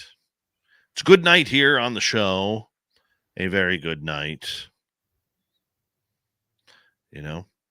Michael Gutierrez, how you doing? Deb, I am so tired and sore right now. I am too. Like I'm punch drunk. I'm like, whoa. Oh my gosh. My gosh. Do you do stretching or at all? Um, I try to. mhm. I warm up 30 minutes on the treadmill That's before wonderful. heading. That's good. Yeah. It was funny, like when I first I started having, I didn't even tell you this. I started having some bad health problems. Yeah. And Yeah. and I started the people in the audience here, they knew. I started falling asleep during the show. Oh I would man. I would Narcolepsy is not good. the scary part about it was that I was actually falling asleep behind the wheel. Oh God, Dave, that's not good at all. Yeah. And so I went for a sleep test, found out that out of the 425 minutes that I was sleeping, I was not breathing for 261 minutes. Oh my gosh. Yeah, so my body, like I would get up 3, 4, 5 times a night, sometimes 6 to go pee. Yeah. I was snoring, I was everything, and everybody was yelling at me to get on a CPAP, Yeah. right? And Mhm. my nose is so shattered from hockey. Yeah. It There's no way. Oh, Yeah, God. like I can't breathe out of my nose. It's Oh, difficult. And so it was when I went to take my son to a hockey game, and my partner was like, maybe I should drive. oh man. That's That's a that's wake-up call. No pun that intended. yeah, that was a wake-up call. And then I realized how high my blood pressure was, where I was when I went to the hospital one day because I couldn't catch my breath. Oh, And God. I was 212 over 122. Oh my gosh. Yeah. Danger. Yeah. And they were watching me because, it's a little bit slower in the ER up here because it's a very small hospital. And they were watching me sleep on the bed, and they could hear me snoring. And then they were actually timing how long it was between breaths. Breaths. Oh my gosh. That's so scary. And so I literally right then and there, I had actually started making changes late last year. I cut out caffeine. I stopped drinking Pepsi. Mhm. Those are my two crutches, and iced tea. I love iced tea. No. And I was like, you know what? I got to get back into the gym and everything. So I'm on blood pressure medication now, and but I'm down probably 15, 16 pounds from when I It's started. It really shows, Dave. I mean, I was going to say it at the top of us just saying hi. You look completely different than the last time I saw you. Yeah. Better. Like Yeah. your color even is better. Yeah. Thank you. And I'm working hard on it. And the good part about it is, like today, I'm tired. I could go to bed right now, Mhm. but it's a good tired. Yeah, it is. It's not an exhausted tired where, You're in that I terrible loop. yeah, I mean, Yeah. I couldn't get through a movie. I couldn't get through, like, if I wanted to watch a hockey game on TV, I'd be out within Just 7 minutes. zonk out. Yeah. Yeah. and Wow, I, dude. like I was all of a sudden, I started noticing more and more disgusting things happening. Like all of a sudden I'd wake up and I'd have drool dried on my beard, Oh, and yeah. like it was just getting disgusting.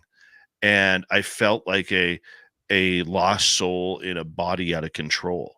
Oh, man, I'm so sorry. So I just I literally looked at my son and and my grandson and I said, "Can't do this anymore. Just Yeah, can't."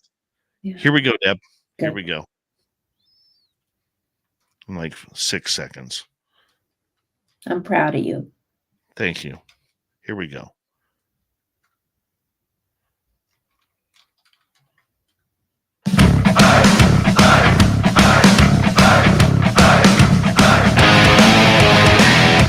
We're past the halfway point of Spaced Out Radio tonight.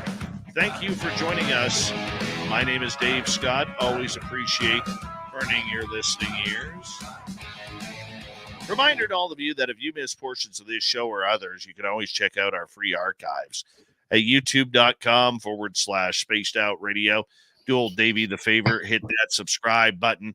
Our website, spacedoutradio.com. We have a plethora of features for you. Rock out to Bumblefoot, read the news wire, check out our swag as well.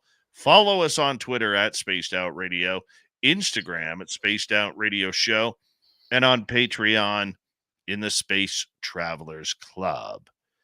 Here we go. We have Debz Shakti until the top of the hour here on Spaced Out Radio, which is awesome because we absolutely love her knowledge and expertise in this field. And Deb, thank you so much for talking about ET contact versus disclosure Mhm. as we bring you back up. Thank you. You're so welcome. It's my pleasure. Getting to the idea that the ETs, some of them want disclosure. That means some of them don't. Mhm. Okay. How many? We don't know how many species are coming to this planet. We don't know Yeah. how they're getting here, if they've been here a long time.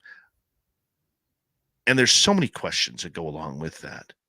I believe that we have had contact with extraterrestrials for millennia. And I believe Since day one. since day one. That's right. How many of these species live here, in your opinion? Okay, because there's a lot of talk right now about different dimensions, time travel, outer Right. space, wherever they may be coming from. But there's also this collection of scientists who say, look, we may have them living here. We just don't have the ability as humans to see them all the Mhm. time. And yet Right. they're right in front of us. What do you Mhm. think about that thought that they're living here? We have these species, they're living underwater in underwater cities, they're living in mountains, they're living underground, they're living in our sky, and we Yeah. just don't notice it. No, I totally agree. I think there are many, many species of them living here and have always lived here. In fact, I would say we're maybe the aliens on this planet. But, you know, they they could be any form. I mean, think about this. If is the ladybug in my garden just a ladybug? Or is it some form of consciousness that is, walking around in that little tiny spacesuit in this place, going about its business, maybe a super intelligent being, doing all kinds of things that I can't even tell. But to get more realistic, we do postulate, and I know there are, civilizations that live under our oceans. There are civilizations that live under the the Arctic and the Antarctic poles. Um, and there are civilizations that are walking around that look just like humans. They're as diverse as can be, and they all have, different agendas. Or some are, like I said, some are scientists here to study us. They may seem cold and distant, or non-emotional. Some are very loving and kind, and we may think they're kind of holy people, like they may be like the Dalai Lama or Gandhi or somebody, and we think they're special. and they may also not be what we would call human, but human is it's just one species of millions of species on this planet. And I don't know how. Again, it goes back to that we have to label and categorize everything, and I think that's where we lose our way, rather than just taking people at face value and getting to know them, and saying, hey, I like this guy over here, I'm not so much, so I'm not going to interact with them as much. And hopefully you don't have to. But yeah, I believe there are just tons of people from that are not human living on this planet. I don't know if that answered your question well or not, but Okay, when they take us, and we know that there have been humans that have disappeared, oh yes. where are they taking us? Are they taking us into the earth? Are they taking us to the stars? Are we leaving this dimension? Many places. I've been taken many places. Again, our mutual friend, our beloved John Yost, when we finally got to see exactly what was happening with him when he was a kid, he wasn't taken to something that looked like a spaceship at all. He was taken to what looked like a subterranean cavern. And he described it like, it was so specific. He talked about the stalactites and the stalagmites and the humidity and the darkness and all of that. And then, even me, I've been in many different kinds of craft. I saw a little tiny, what looked like a traditional flying saucer back from the 50s when I was a kid. It looked about the size of a Volkswagen. And then when I don't know if I was beamed up or how I went, but once I was in there, it was as big as New York City in there. It was infinitely big and beautiful. And I'm like, as a little kid thinking, how did that get all scrunched up into that little place, and then other people, you go to different dimensions, you go to different frequencies. It's infinitely diverse, just like we are. So again, it's just so big, I can't get my mind around it. I agree that we don't know the impact or the size that any contact would have regarding this. There's a lot of scientists out there who are claiming that there are too many infinite answers out there that we don't have regarding this topic. In what you've heard scientists say, whether it's Gary Nolan or Avi Loeb or the dozens of others that have spoken Mhm. publicly about this, and I know you pay attention, are they on the right track of solving this mystery, or can this mystery be solved by science when there seems to be a different science all around? Yeah, if you're talking about solving it or proving it with our physics, with our science, our chemistry, our biology, I don't think we have a rat's butts chance, because we're not talking about, for the most part, third dimensional physics. We're not talking about third dimensional reality. Most of these beings are more advanced than us, and so they have their their spectrum of perception and ability is much wider than ours. It's in it, and it entails more than ours. And I will say, to bear that point, when people have contact, and some of the markers of contact, one of the big markers of contact is their own abilities expand. Usually we see it over and over again. Their psi abilities start to get turned back on. Everybody has them, but a lot of humans, it's latent, it's dormant. Psychic abilities, healing abilities, the ability to create and make these wild discoveries like some of our great scientific avatars have done. That happens. And so when you are talking about, how can we prove it, or how can we explain it, most scientists these days are trying to do that with the metrics that they have to work with, and you can't measure it that way. Back in the day, I can remember, back in the early MUFON days, they were talking about mainly propulsion systems, like and materials and all that. None of that applies, or most of it doesn't apply to our science, because we just don't have the tools or the knowledge to measure it and work it out. But we will. It's part of growing up.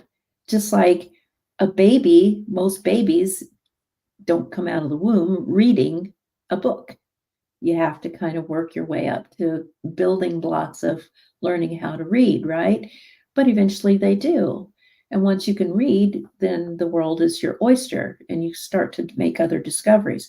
And that's where we are right now. We are in our toddlerhood. So our science can't prove it and it can't explain it, but it doesn't mean it's not real. I mean, Makes a lot of sense. yeah, there's that old adage, do you believe in love? And most people will say, yes, I do. And then, you say, well, prove it. I think it was in the wonderful movie Contact. Michael McConaughey and Jodie Foster are talking. She's the experiencer, but she's also a scientist.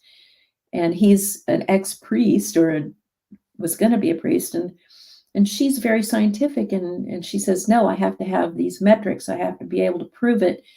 And he said, let me ask you something. Did you love your father? Her father had passed away. And she said, yes, deeply. And he said, prove it. And she had an aha moment. Like, how do you describe it? How do you prove it? How do you put it in a box? You can't. At least not yet. But I think we will. Do you think ETs and a lot of these species are in contact with the governments of the world? Yes. I absolutely know what they are. How do you know that? Because I work with some of those people. And we'll leave it at that. Okay, so for clarification, I'm just going to repeat what you said.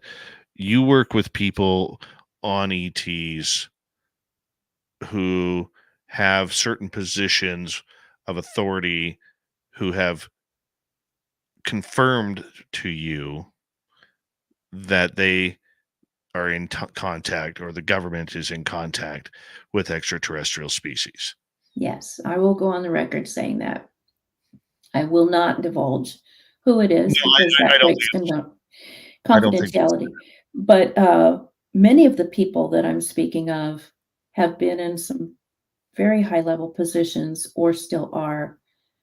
And their cosmic egg is starting to crack open from the pressure of keeping it quiet.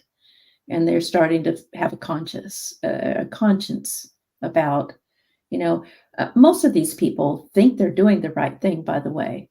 We do have some disreputable people in our government and our military and so forth. But most of these people got into the work that they got into with good intentions. And there's so much compartmentalization that they don't know that they're doing things that are disreputable for the most part, until they get too deep in. It's like, joining the mafia. And so I do work with some of these people, and it's hard. It's real hard. But I will tell you that they do know. They know unequivocally. Most of them know, and some of them don't care. And some of them want to use it to their advantage, or some of them are stay doing what they're doing out of fear because they've been threatened or their families have been threatened. You hear that old story all the time. But as they get older, usually it's the older ones that I work with that finally just don't, have any F's to give. They just don't care. They want to get it off their chest. And so I believe that some of these people eventually, and we're seeing some of them, become whistleblowers or write books. And I think you're going to see a lot more of that. You're going to see an avalanche of that very soon. People coming out. Is it good for ufology the more popular it gets as a subculture? Or are we going to lose the message? And the reason why I ask you that, a little bit off topic about tonight, but former Smashing Pumpkins lead singer Billy Corgan announced that he and Fred Durst, the lead singer of Limp Bizkit, are going to be getting into the UFO podcast game. It's a free-for-all. That's all I can say. But yeah, I mean, you know what? I'm happy about that. Do I agree with how those guys are or whatever? I don't have an opinion on that right now. I want to hear what they have to say. But, are they going to be puppets for the, the Pull false another flag Tom thing? Yeah. I mean, and so you have to kind of look at that with, again, discernment and pay close attention. And don't let you're like, oh man, there's some more cool dudes that I like listening to, musicians. They know what's going on. You can't let the celebrity get to you. You have to take everything at face value. Here's my issue with it. I think it's great that they are coming out with it. Okay. I do.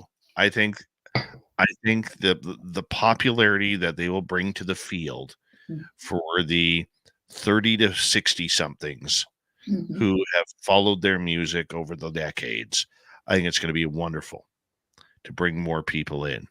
However, where I'm concerned is when people get into something like this and they have a little bit of a celebrity reputation, all of a sudden people start calling them experts. Yeah, that's, that part of human nature just, forgive me, but it just kind of disgusts me. It's not, it's apples and oranges. Just because they're a celebrity doesn't mean they know caca about this subject, Well,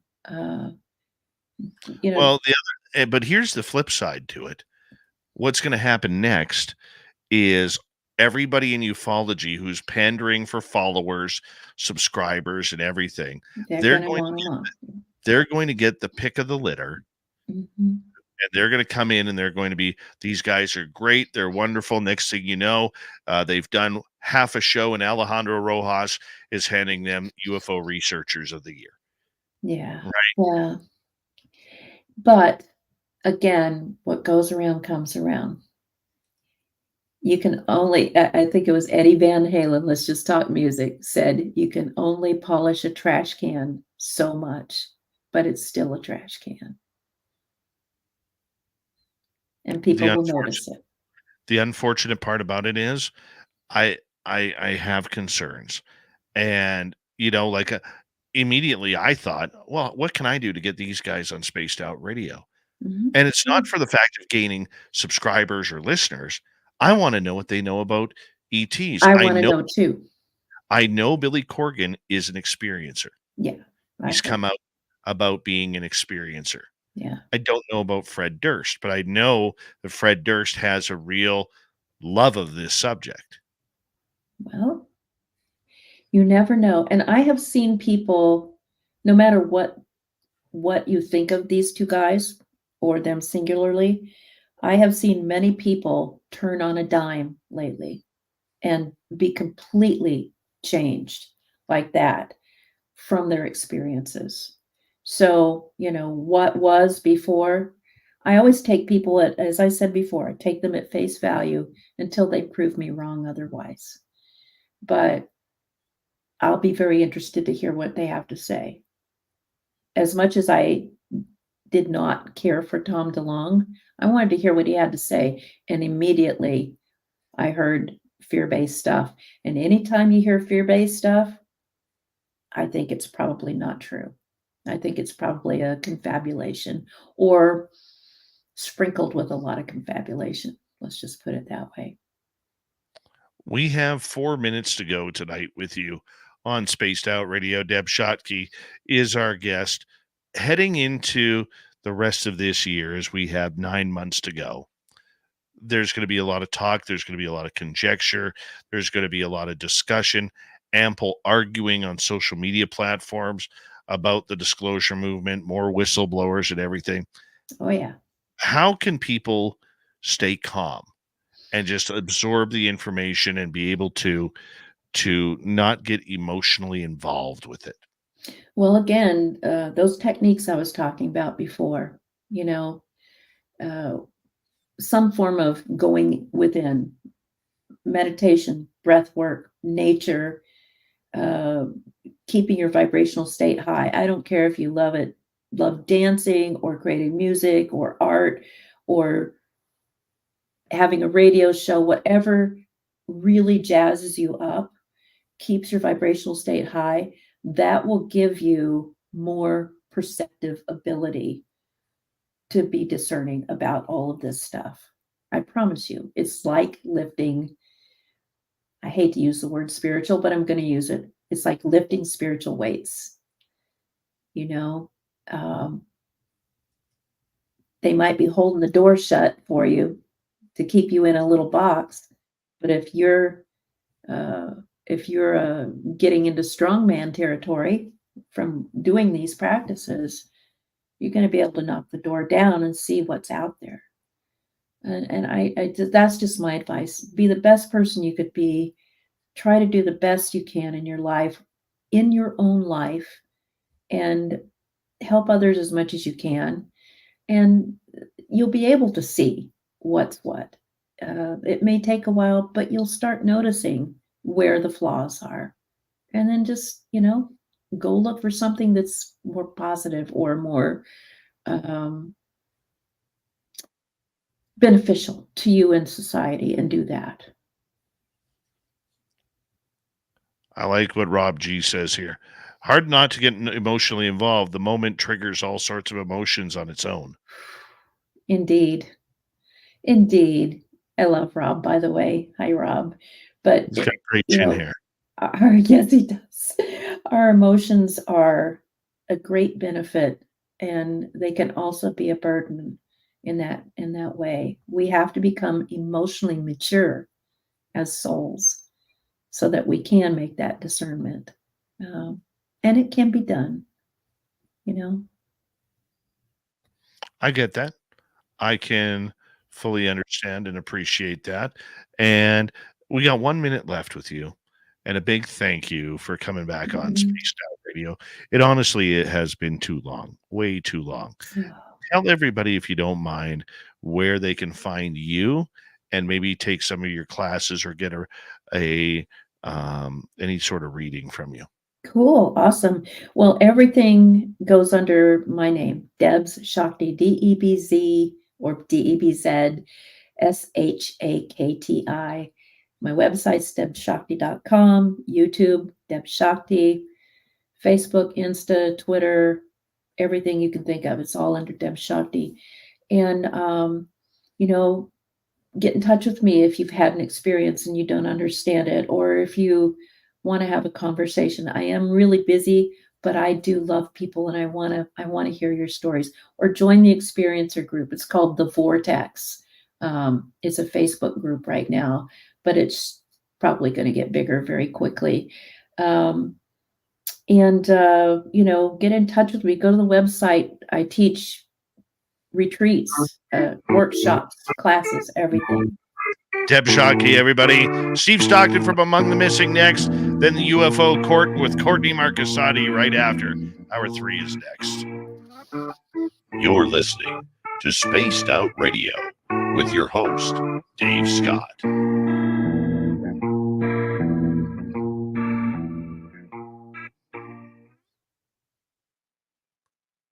Deb, thank you so much. Very much appreciate you. Love you, dear. Love you too, and thank you, Dave. And you know what? Talk to me anytime about any of this stuff that's going on with you. I'd be happy to give you my 2 cents worth as well. Yeah, I still have to get my regression with you. I want to do it so badly. I just taste Let's it. just line up a time. Let's talk tomorrow and let's line up a time. I'm there, buddy. I will. I'll let All you right. know. I'll send you some stuff. Okay. All right. Love Much you. love, dude. Thank Take you care. for having me on. Bye. Bye-bye. Debz Shakti, everybody. She's amazing. Amazing. I'll be right back, and it's going to be awesome.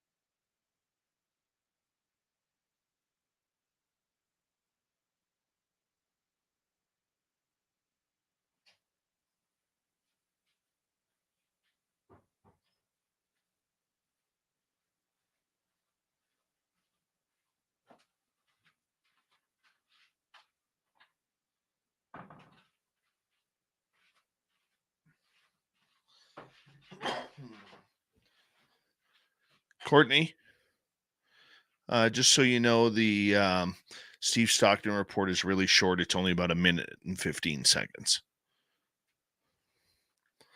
Just so you know. And you got to move your camera up a little bit because there you go. There you go. Courtney's got her hair pulled back tonight. You know it's serious. She's got some serious good info tonight. Mr. Eon, the voice of the gods. How are you? Good morning to you. Paisley Parker, my eye is fine. Pammy Smith, thank you for joining us. I better get my agent hat ready.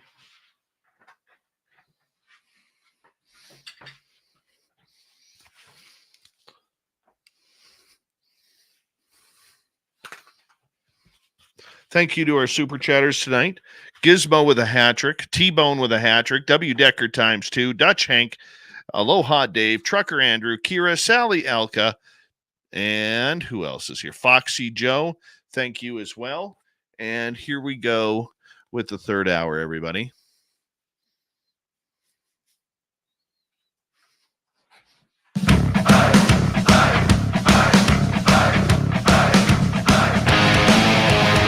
Here we go with the third and final hour of Spaced Out Radio tonight.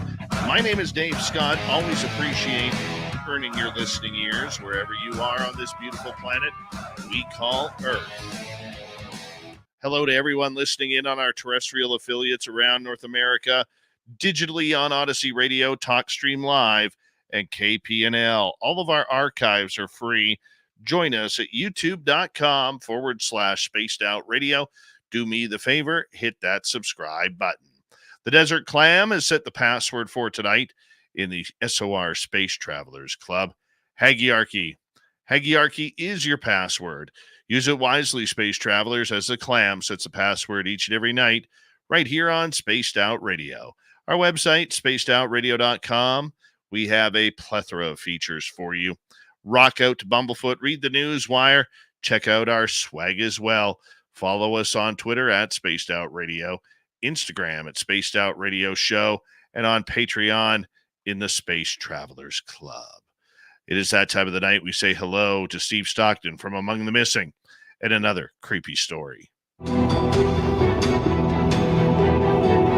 Hello, friends. Welcome to Among the Missing YouTube channel on Spaced Out Radio. I'm Steve Stockton, and I'm about to take you on an unbelievable journey of people just like you. Their stories and encounters will haunt us on Among the Missing.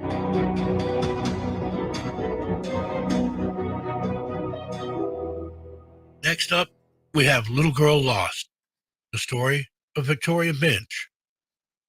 Mom and daughter had just returned from her walk when 3-year-old Victoria Bench wanted to play on the porch. Eating to make lunch, her mother decided to let her play and felt comfortable leaving her on the porch with the family dog. Only inside for a few moments, upon her return, Victoria was nowhere to be seen, and the dog was missing too. The family searched for them for about an hour before contacting the police. By the time the police got to the area, they only had about 30 minutes of daylight left to search. The search area was rugged and had lots of foliage. The police also decided to search other homes in the area for offenders of minor children, but nothing was found. The next morning, the police were able to get a helicopter in the air and shortly after spotted the little girl laying under a bush. She was a half a mile away from her home, and her companion, Blue, the dog, was right by her side. Victoria was wearing only tennis shoes, a short-sleeved shirt, and light pants. It's surmised that the dog stayed with her and kept her warm through the night. Otherwise, it's not believed that she could have survived temperatures that were in the low 30s. Victoria was transported to an area hospital as a precaution for a checkup and was reunited with her family later that day, right along with her loyal friend and faithful companion, Blue. That's why we love dogs, isn't it? They're so loyal, making sure we're always taking care of, especially kids. Oh, I miss my dogs. Totally miss my dogs. Thank you, Steve Stockton, for a great story from Among the Missing. You can go to youtube.com/Among the Missing and hit subscribe, ring that bell. Here we go. From the missing to the mysterious. It's UFO Court with Courtney Marcassani. Here we go. That is an interplanetary flying space saucer.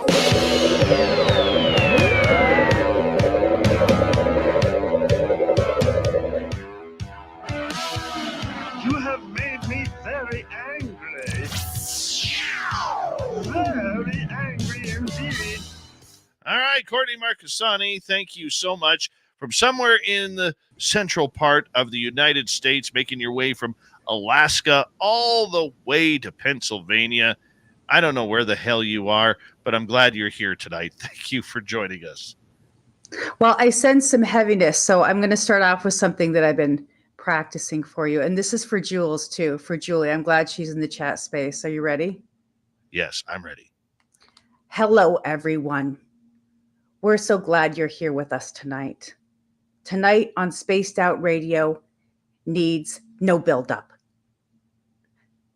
Spaced Out Radio covers the gigantic, gargantuan field of ufology with all its cast of characters. Tonight, two titans of the sport, Jim Semivan and Tom DeLonge. Color commentary provided by Dave. Dave Scott is like the Muhammad Ali of ufology. So, I present Dave, an expert in all things ufology, UFO, paranormal, and all things woo-tastic. Sending it over to you, Dave. I practiced my Howard Cosell.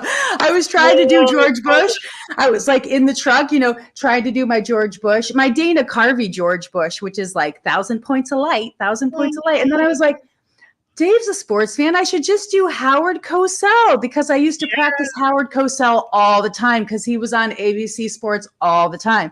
So I practiced Howard Cosell and I'm like, I hope Dave knows Howard Cosell. He's got to know him. Yeah. So yeah, I did that for you. And I was a little worried because I sensed some sadness, but then I thought this will be good. It'll lift the mood a little with this is Howard Cosell for ABC Sports here ringside with Muhammad Ali. Oh, I'm so happy.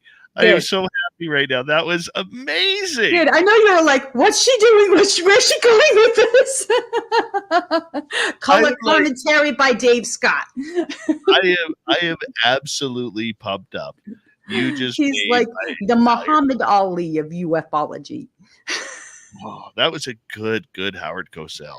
Yeah, a little stilted because I was a little nervous, but I'll keep practicing. As you could tell, I've had a lot of time in the truck. And I was going to do a whole dedication to Jules for being the tireless moderator, but we didn't have time. So I sent you a lot of news and really big stuff. So where do you want to start? I want to start off with Tom DeLonge and Jim Semivan. They have a podcast. Believe it or not, for people who don't know, the To the Stars Academy still is in existence. They were on YouTube having their TTS talks about the phenomena, science, religion. And there was a lot of talk about what's going on. And fill us in. Well, it was sent to me by a friend. Thank you very much. And I went through it and I listened to it the first time and I got very upset.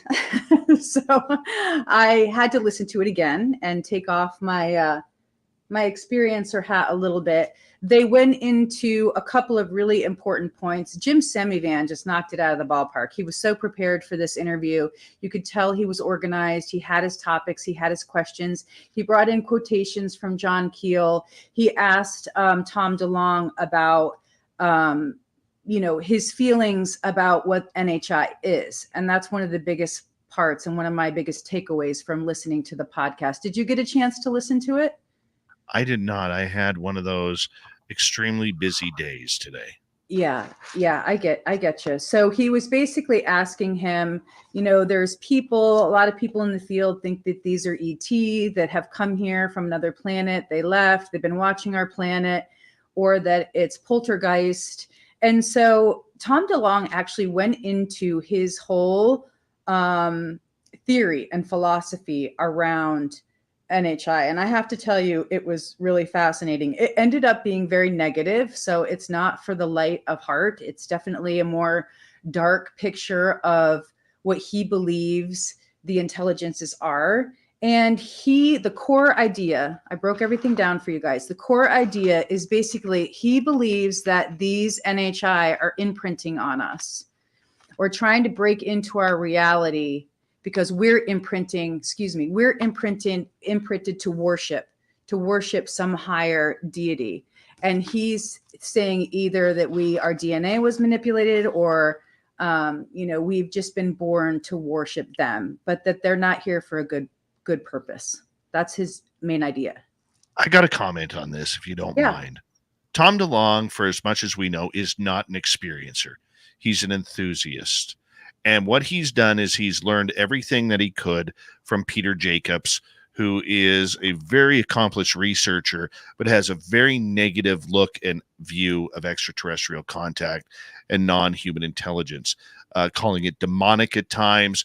I mean, don't forget, Tom is the kind of guy on the opening of the press conference of the To the Stars Academy. Right afterwards, he went on Joe Rogan and said that we got to put nuclear weapons up in space because we got to be prepared to knock these things out of the sky and kill them before they come down here and kill us. I'm paraphrasing here. Okay. He has a very negative view of what extraterrestrial intelligence is. Okay. And the weird part about it is Jim Semivan, when he had his experience with his wife, where the two beings were in their room and they took them, he doesn't talk about a negative experience. He talks about having an experience with everything that kind of went on.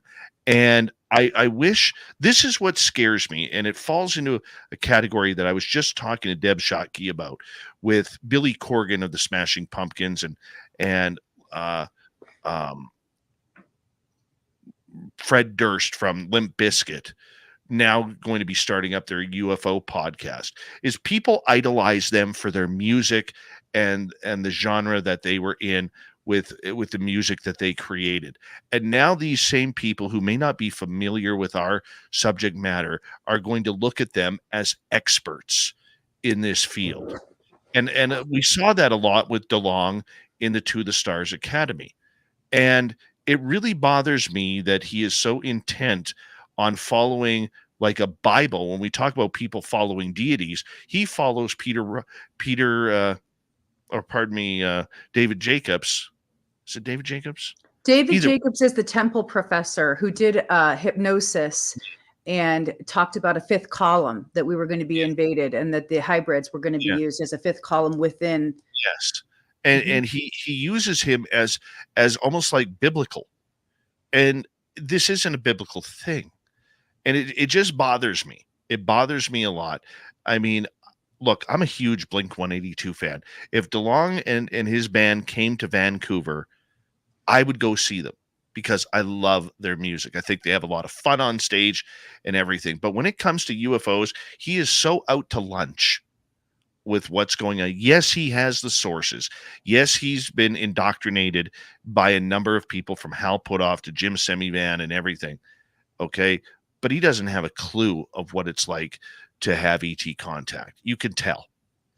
I think that it's important to recognize if there is a connection with him and David Jacobs. I didn't realize that because that will tend to color his own filter of what this is. But the other thing they went into, and I did want Tom to know if he's watching this, it's yin and yang, not yin and yang, yin and yang. I wanted to correct that because, people who are, friends of mine who are Chinese, they get a little bit perturbed about that. So that was the other issue that came up. He talked a lot about spirituality and how he believes that there is a source, but that source is being cut off. And this is kind of a continuation from the last podcast they did. I think where he gets into the slippery slope is he talks about religions. He really goes into religions. And one of the things that I picked up on that I thought was a bit disconcerting is he's saying some of the ancient events that happened and the ancient texts are like all unilaterally UFO related. Like he was talking about the burning bush and he was said, well, there was a UFO there. And so I had never heard that before. I never had heard that Moses in the burning bush, that there was a UFO there. So he's he's overlaying UFO sightings and experiences on biblical things and on other types of ancient texts, which I'm not sure that is accurate, for one. And two, I don't think that we should go unilaterally making those kinds of assessments on religion and people's religions. So it was really interesting because I'm looking at this podcast and hearing him talk about if he could run for president, the first thing he would do was open up all the UFO files. And the second thing that he would do is re-educate the population to understand what UFOs are. And I'm thinking to myself, just what you just said about privilege and access and the elites and the people that have this information and the people that don't. And that's kind of where in the US we are right now, is there's a two-tier system going on of people who are elites and have that privilege and others who do not. And so that did not set a good chord with me, because I'm thinking to myself, look, our democracy in the US right now, we're having such high stakes, and UFOs are a part of it. But it's more than that, right? It's social, it's psychological, it's democracy, it's rights, freedoms, all of that. And so when I heard him say if he was going to be president one day, he would just open up the UFO files, I thought, what about feeding the poor, right? What about helping unhoused people and the drug problems? I mean, so that's one of the things that I'm seeing is kind of a poisonous pedagogy in the UFO community. And I thought Tom DeLonge kind of exhibited it in this podcast. It really made me feel disheartened. Well, first off, we've never had the word pedagogy used around before. I don't even know what pedagogy. Hold on, now I gotta pedagogy. Here's the context of it. There was a psychiatrist. Her name was Alice Miller, and she talked about trauma and healing, and she was a forerunner in psychotherapy. And she talked a lot about trauma and how healing, and when you're in the healing process, forgiveness is a part of it, but you don't always have to forgive, especially if there's wounds that have been perpetuated on family or by family. And anyway, she talks about the poisonous pedagogy, which is basically this pedagogical system that's coming down from us that we shouldn't always have to move or step aside for or forgive. Well, the definition of pedagogy, for those of us who don't know, like me, the method and practice of teaching, especially as an academic subject or theoretical concept. So yes, pedagogy is a word we need to use more of on this field. One more thing before we move off the podcast, okay? A pickup that I had that I want to share with everybody that I think is really interesting that I did not know, and I'm not sure that our audience would know either, is he did say that he was in Gary Nolan's interference syndrome study, and I had never heard that before. So I looked up interference syndrome, and if I heard it right, and my quick lookup is right, it is a type of interference where you turn lights on, street lights on. It's a paranormal thing. Have you ever heard of it? A psychic paranormal thing? No, I haven't. So that's something that I picked up that I wanted to bring everybody from the information from the podcast. There's a lot more, but I don't know how deep you want to go into it. You kind of said your piece, and I agree with you. We can go deeper. I do want to get your opinion, though. And it's a minor story, but I do want to get your opinion, though, of Billy Corgan and Fred Durst thinking of starting a new UFO podcast. Well, look, I mean, everybody's doing it. Everybody's doing it. I mean, everybody's getting into the field. And I think when you have artists who are, waxing rhapsodic about things like religion and politics and other things, I mean, I do think it comes with the territory of being an artist, but I also think it's important to stick within your wheelhouse. When you start going outside of that and making judgments on other people's cultures, in this podcast, it was a little disturbing because he started going into Aztec and Native American cultures and really doing a lot of judgment and putting his ideology on it. And I felt that was, once again, just out of his depth. If you want to research cultures, if you want to research politics and all these things, okay, but don't overlay your white, privileged ideas on a culture and then say this is the problem with it. And he was basically saying that they were taking DMT in the Aztec culture and that they started to do human sacrifices, and that's how it all went wrong, because they were taking DMT. Now, very reductionistic when you think about it in terms of the way he presented his belief. So I feel like we need to be a lot more agile in our thinking, a lot more adaptable, and not necessarily find one place where we land. And I'll end with this. What he said he was doing a thought experiment on now was the moon being put into our orbit by someone else, by another civilization. Because he mentioned some ancient writings that supposedly George Knapp had talked about, them saying that there was a time before the moon. And so I'm thinking to myself, listening to this, because he's going on a thought experiment, talking about how there's a machine in the moon beaming towards us at Earth to control us, essentially. I mean, that's what he's saying. You guys can go and listen to the podcast yourself, but it reminded me of William Tompkins, and how William Tompkins had this whole similar idea about the moon and another civilization landing on it. And I think to some extent, it sounds like madness to me.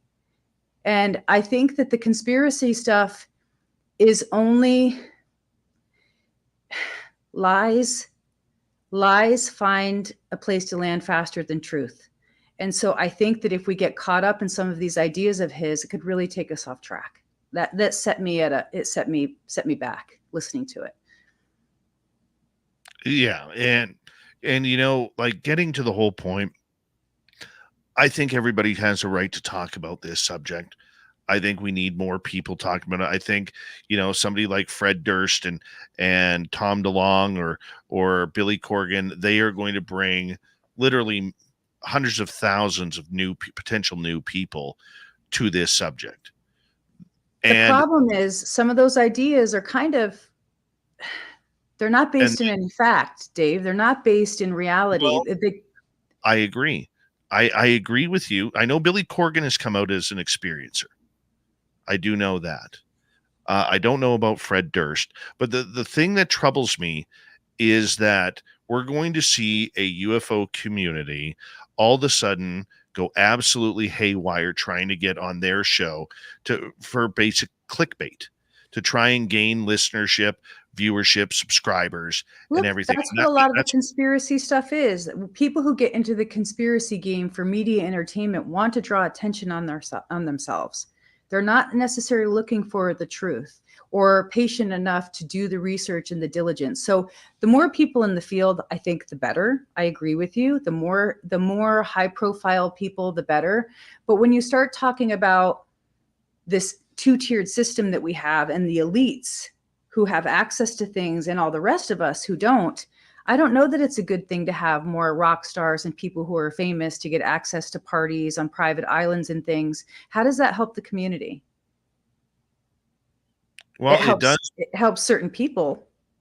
It does bring more people towards it. I mean, Tom DeLonge had a following of 2-some million on Twitter and Instagram and all these places, and he was able to, you know, translate that to gain more support for his cause. He brought a lot of attention to it. I'm not saying it's the right attention. Don't get me wrong on that. I'm saying it's the attention that it brings to the subject. It brings people in. I mean, most of the new ufology that came out after the To the Stars Academy, you know, the new ufology that we see battling on Twitter every day is because of DeLonge and the crew that he brought out. Oh, I was such a big fan when he came out and had such high hopes and everything. And, you know, watched him and listened to him on Linda Moulton Howe and followed his whole journey. And I thought it was fascinating.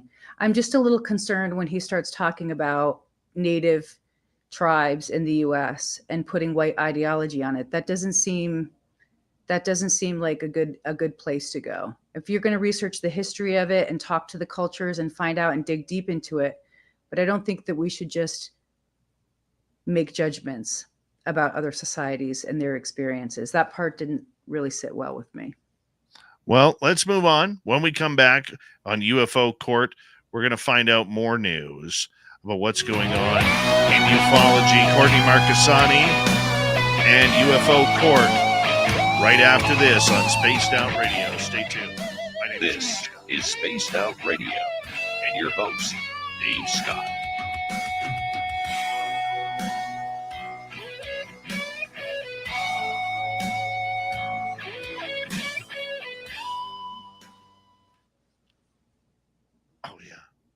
That Bumblefoot just does it proper. Oh, Just I does- rocked out so hard today on the road. I listened to Rage Against the Machine. I was powered mostly by Rage Against the Machine today. A little bit of country. Little bit of blues, little bit of whiskey, and a little piece of you. No? I didn't have that one. I definitely listened to some Garth Brooks, you know, the Thunder Rules.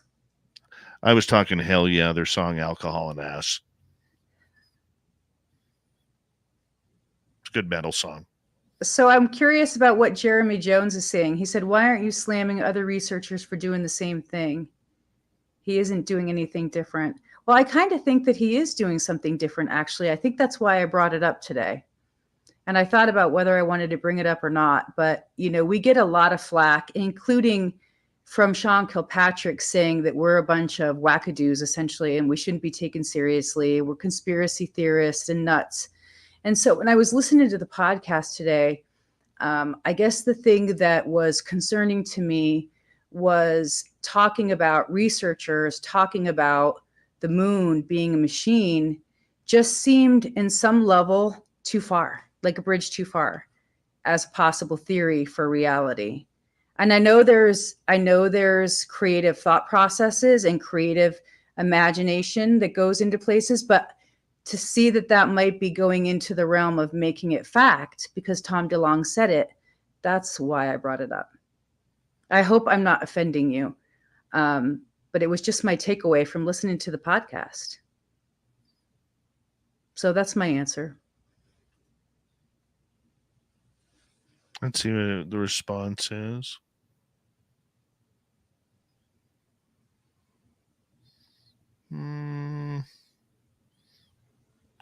But it's theory like everyone else has theirs, though. That's all he's saying. The podcast had the general slant. I could be wrong, but when I was listening to it, actively listening to it, the way Tom was bringing out his vision, it felt like a conversion to me, like a religious conversion. He says that he doesn't want to get into religion and he was raised in religion and he understands religion.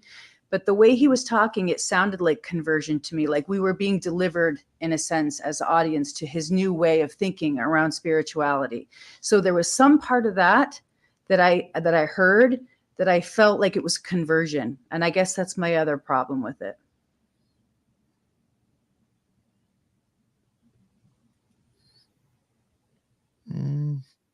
Oob Joe's Maine. You've got Judge Wapner's. He goes, not offended at all. Yeah, I mean, that's just where I'm coming from. I didn't explain all that on the radio because it would have taken too much time, but I felt like we were being led or leading. There was a lot of leading going on. And my feeling is like, if people want to find spirituality, they're going to find it themselves. We don't need to be led to it. And I think that that was a little feeling there that I picked up, that we were being led into something. And Sweet Robbie G, that's something that would be good discussion for the after hours show and what we talked about the other night. Jeremy says, that's fair. Thank you. Yeah, well, thanks for the question. I like it when people ask the good questions. All right. But I happen to agree with a lot of what he says. I like that he's talking about source energy. I like that he's been talking about religions, you know, co-opting things. I mean, there's a lot. I agree with what he's saying. There was just some darkness there. There's so much darkness that I thought, my gosh, why isn't there anything positive? So it was just interesting. It was an interesting thing to listen to because these are leaders in the community. Leaders, you know, and once again, that's my concern with Fred Durst and Billy Corgan going to launch their podcast, because I see everybody and their dog who thinks they know ufology running over to their show. Can I be a guest? Can I be a guest? Can I be a guest? And speaking to them like they are, you know, real professionals of this field. I know Billy Corgan's music, but I don't know anything about his experience as an experiencer. Yeah, he's been taken. He's admitted very vaguely that he's been taken. Where's Eddie Vedder, man? Come on, Eddie. Mike McCready, where's my dudes? Like, you guys need to come out. Eddie Vedder, Mike McCready, Jeff Amen. You guys, like, come on, step up. We got about 20 seconds.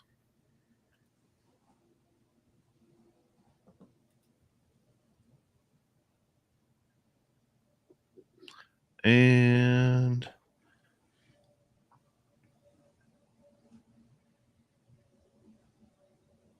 here we go. 5 seconds.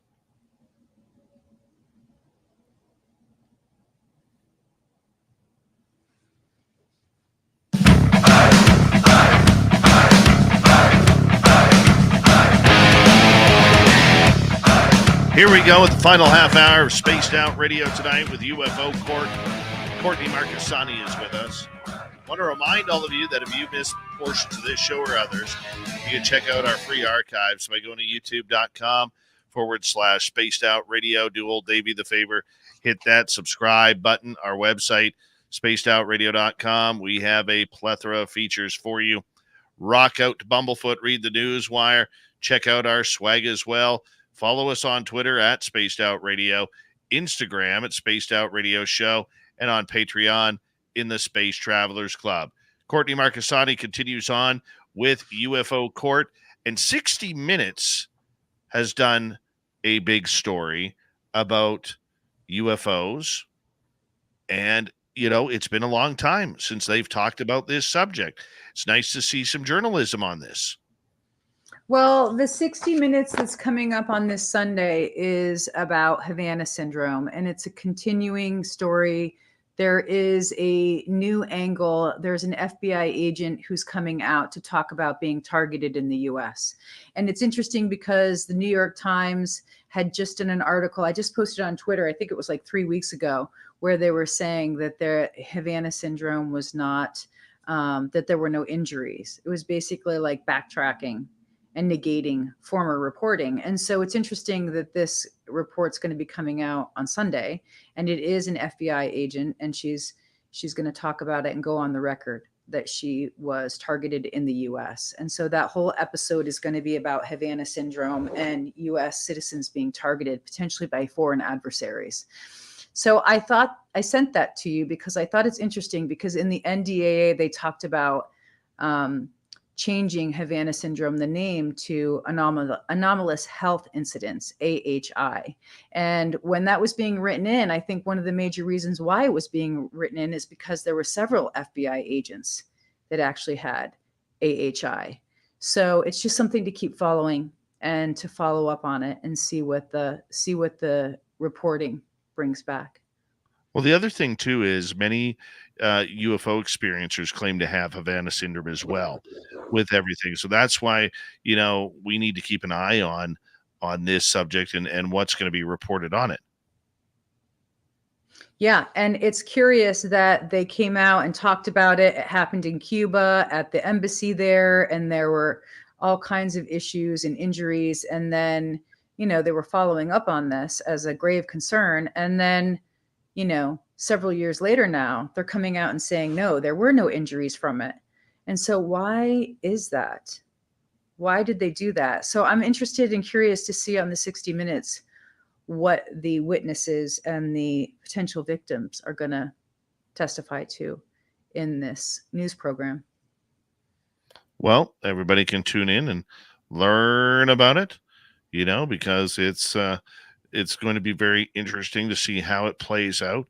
There's always a lot going on Twitter, and you were talking about a post on Twitter that you sent to me regarding Professor Simon Holland. And, you know, he comes out and he goes, I think the data will eventually be revealed. It is my understanding that ET modulated signal is being analyzed, but as it is alien, it's tough. Can you go into some detail about this? I thought this was curious. This was sent to me today. And thank you to everybody who sent me news and music and podcasts while I was on the road. It was really awesome. But this came in kind of late in the afternoon. I haven't had a chance to go in and look at where it's coming from or look at the information behind it. But potentially there was a signal that was received. and he's saying that it's an alien signal. So it will be important to follow up on that as well and see where it's coming from. I had heard a month ago that there was a signature in space that was a chemical signature that they thought might be indicative of life elsewhere. But I think this is different. What do you think makes it different? Do you think Because that he's there talking are? about an alien signal versus Yeah. an actual chemical signature. Those are two different things, I believe. No, I understand that, but I mean, I do believe that we have captured these signals before. What makes this one special? Do you Well, know?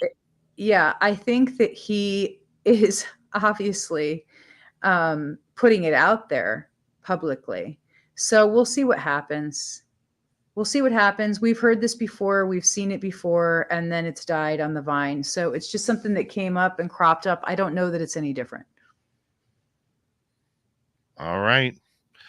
Tim Gaudet tweeted out, or Gallaudet, pardon me, tweeted out a couple days ago, just as Congress has acknowledged the new reality of UAP UFOs, we need to address the mental health challenges of witnesses, which are fueled by decades-long misplaced stigma tied to them.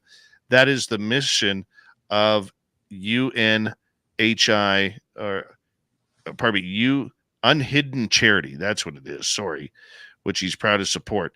I mean, this is a pretty big statement by the former retired U.S. Navy Rear Admiral that, you know, we need to check out the mental health challenges that eyewitnesses have come over. I mean, Kevin Day from the Nimitz incident is a perfect example of this, you know, with the PTSD that he had after the 2004 Nimitz incident. Yeah, still affects him.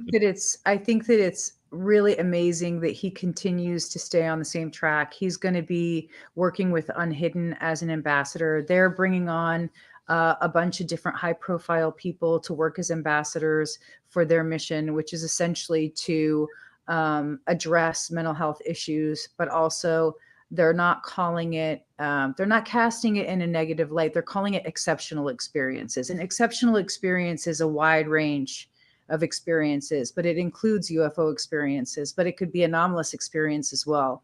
So I think that it's good that they're creating this. I also think that they'll bring on more psychologists and more individuals to serve the community that work in mental health in the coming months. I think they're going to make more announcements. I'm very curious to see what kind of patterns they're going to find. What kind of patterns? You mean psychological, or Yes, behavioral, or what? the psychological behavioral patterns, because if I look at myself, okay, I go outside and I'm like a little kid staring at the stars, hoping to see Santa Claus fly across the sky on Christmas Eve. That's the way I take it, you know. But there are days when I know I've had an experience and I know the fear. And it's something that fear, that feeling that you get when you're being taken, it sticks with you, and it's not a pleasant feeling. At least for me, it isn't. I don't know what happens on the craft, whether it's a good time, bad time, or whatever. I just know the feeling of what it's like to be taken, and it's uncomfortable. And I'm sure there are, you know, when I feel that gravitational pull, you know, usually it happens when I'm dreaming and I feel that gravitational pull that I'm being sucked away. I know I'm going for a ride, and it makes my heart race. It makes me panic. Can I mention something else? It's Yes. related. It's related. One of the things that I was picking up on when I was listening to that podcast, the TTSA podcast, today, was that they were talking about ancient practices too, right? And ancient traditions. And so one of the things that, you know, I was thinking about is about the Eastern, you know, studies and the Vedic stuff and yoga and, you know, enlightenment and all these things. And some of the things that they were talking about in the podcast are explainable to some degree in yoga and in esoteric practices. And especially Kundalini, when Kundalini rises, if you're not balanced, it can feel like a vortex of energy coming out of your body. And sometimes that experience happens with you at UFO experiences as well. And so there is a cultural thing here that's also embedded in a lot of this, that I feel like is maybe getting misinterpreted or getting missed. But even with that experiences of a vortex coming out, which feels like your spirit coming out of your body, you get freaked out too, because you're rising up out of your body. And so it's a very similar feeling to like what you're describing when you get taken. So I'm interested in that as well. The psychology, the cultural, the behavioral, all those kinds of things, and what they might uncover. Now, I don't know what data they're going to take on hidden, if they're going to be doing questionnaires or studies or research. I haven't heard any of that. It seems like it might be mainly service oriented in terms of helping with ontological shock and raising awareness and doing a lot of education. From what I understand so far, that's what Unhidden is all about. Yeah, and there's a new group out there, and I've actually been in contact with a lady. It's about there's an anthropologist studying UAP, and her name is Maya Cowan, and she says, "I'm super excited to be teaching a course for the Society for UAP Studies this June. I've actually reached out to her to see if she would be a guest on this show to actually talk about what are you going to study? Whose research are you going to follow? Are you going to be like Tom DeLonge, and if it's David Jacobs or bust, or are you going to actually look at the entire subject matter? I'm very curious about it, to be honest." I have to say this. I have to pick this one last bone, and I'm sorry for the people in the chat who might be upset with me for calling out a few tidbits. But one of the things that was, a little bit upsetting was, Jim Samivan was essentially saying that he feels like people are just passive. They're not into this issue. They're not looking into humanity's origins and what NHI is. And he said he felt like our society was under hypnosis. And so it's interesting because David Jacobs, when I read his books, he didn't know how to do hypnosis. Hypnosis in the United States, clinical hypnosis that's used by psychologists and psychiatrists, is one of the highest credential things that you have to work for. And I have already done half of mine in a PhD level program. Okay. So this is why my one bone of contention, because he's talking about like a mass hypnosis over the whole society.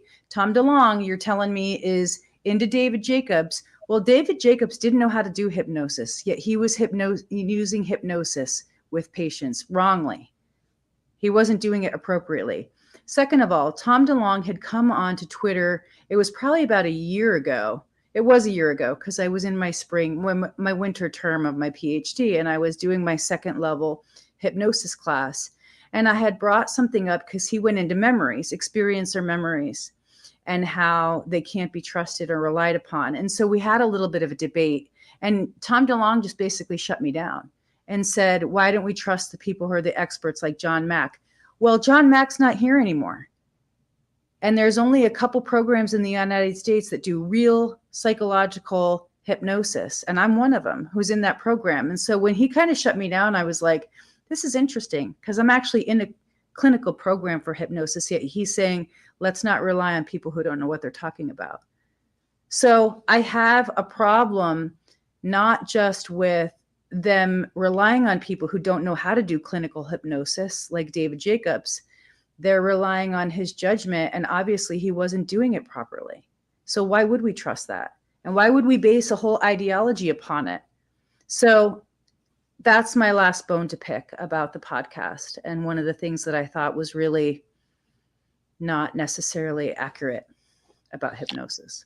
Well, the society being hypnotized or hypnotic regarding this subject, that they don't really have a more than a blasé attitude regarding it, I think it is very accurate. But I'm going to throw another wrench in here for a second, if you don't mind. And Let's go with it. I don't really care what people think. The To the Stars Academy, from the beginning, didn't want to play in the UFO world with the UFO people. We were dirty. We were icky. We didn't know what we were talking about. We were over invested and over emotional. And I remember I asked Lou Elizondo point blank on the phone one day. I said, why did you do this? And it was direct correlation to what DeLonge had said. And when you shoot down, when you have the nerve and the audacity to ask for money from investors, from a community that you're already turning your back on, that you want nothing to do with them, accept their money. I have an issue with that. And it still continues to this day. Well, let's be real. If we're going to be real, the people who are invested this and study it and research it are in the UFO community. I do not believe we're asleep. I do not believe we're under a hypnosis. I believe we're very much awake and aware, especially of our experiences and what they've led us to. And so I am not dismissive of the UFO community, because I believe they're actually working on understanding. And so when I was hearing this about hypnosis and everything, I'm thinking to myself, yes, most people are acting out of their subconscious desires and they're unaware of it. It's how habits get established. Bad habits get established. I mean, that goes without saying. But I think in our community, in the UFO community, I think people are awake and aware and are researching and working on stuff. I see it all the time. So I don't feel that that's accurate about us. No, it's not accurate. But Elizondo told me the biggest mistake the To the Stars Academy made was that they did not include ufology in their program. It wasn't even on the list. They wanted to be the anti-ufology UFO group. Okay. And when you shoot your own supporters in the foot before you've even created a platform, it's agenda-like. It's very agenda-like. And that's why I think the To the Stars Academy was a failure from the beginning. And that DeLong just can't let go because he's got investors to answer to. Rather than As I just said, I thought that he made a lot of really good points in the podcast. And I thought Jim Semivan rocked it. I mean, he was prepared. He was ready. I mean, he asked great questions. And so that part of it was really enjoyable to hear him posture these, pose these questions and then let him run with it. I think that the problem that I'm concerned about with, and this is not just the podcast, it's not Tom DeLonge, it's just a wide scale thing with the UFO community, is that with Sean Kilpatrick saying that we're true believers, that we're conspiracy theorists, they're trying to discount a whole body and field of research, with one swift, report or one swift brushstroke. And so it actually falls to the UFO community to keep the activism and the excitement going forward, because we'll be the ones that do it where other people will peter out. So it's interesting when you hear the different narratives, where the narratives are going. That's what I'm saying, where they're leading. You are on your way to Pennsylvania and I believe to the Washington, D.C. area here very, very soon in order to have some critical high-level talks with a lot of things that are going on in the UFO world. You're going to be very busy. We can't say who you've lined up chats with, but it's some very private people within, the back stage of the UFO community. So I'm very curious on, what is your goal this time while you're on assignment? I want to try to get a meeting with Jamie Raskin. I'm shooting way above my weight, but I'm gonna try. He's one of the leading ranking members for the House Oversight and Accountability Committee, which ran the hearing.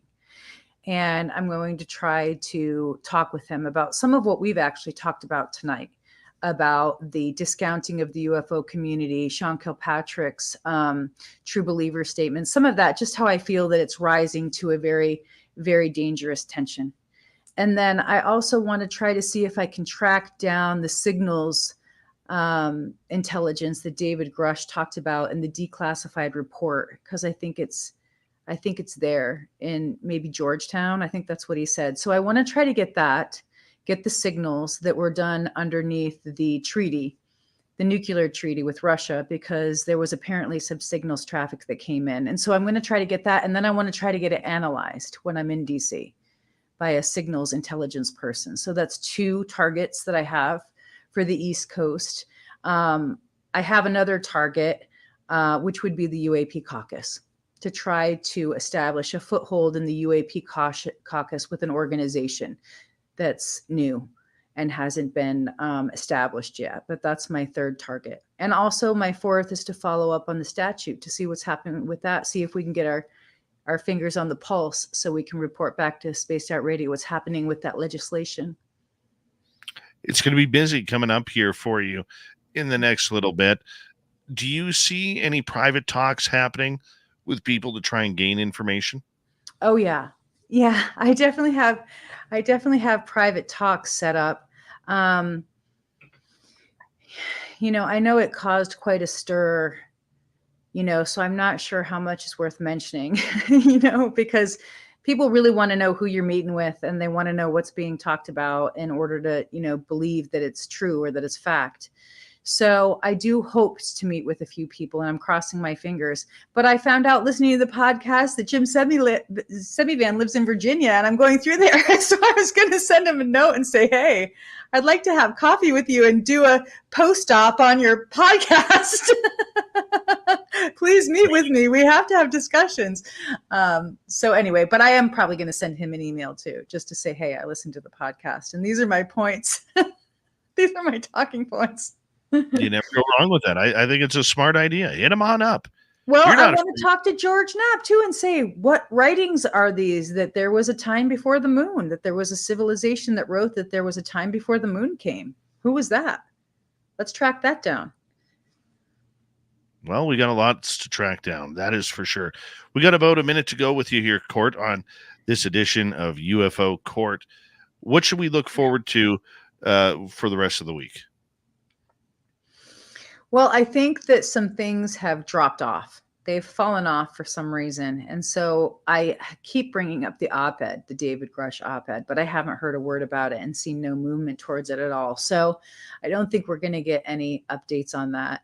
I do think that we should watch the legislation. I think that's what's going to be coming up. We should look at that statute and see what's going to happen with that. I think that's going to be the newest thing that's going to come our way legally. It's going to be very interesting indeed. And there is no news out of Canada on this subject so far, except some reports that have been kind of brought out by Daniel Otis and Ryan Stacey over the last little bit. So that's kind of a quiet plunge as well. Courtney Marcassani, UFO Court was amazing as per usual. As we say hello to Mr. Ron Bumblefoot Thal, rocking in the background with Little Brother is Watching. Bumblefoot is the official music of Spaced Out Radio, rocking us in and out of every single show. Get your horns up for the guitar god himself. Special thanks to everybody listening in at work, at home, in your cars, wherever you may be. Thank you to everyone in our chat rooms tonight. YouTube, Twitch, LGAP, Facebook, Spreaker, LinkedIn, the Space Travelers Club, and on X at hashtag Spaced Out Radio.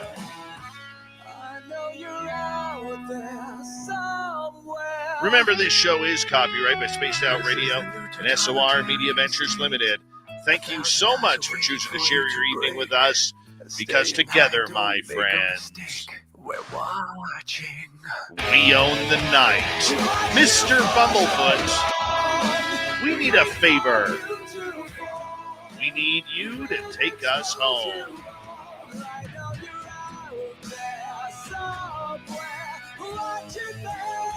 Yes, the Woo Train has docked for the night, but soon, my friends, we shall ride again.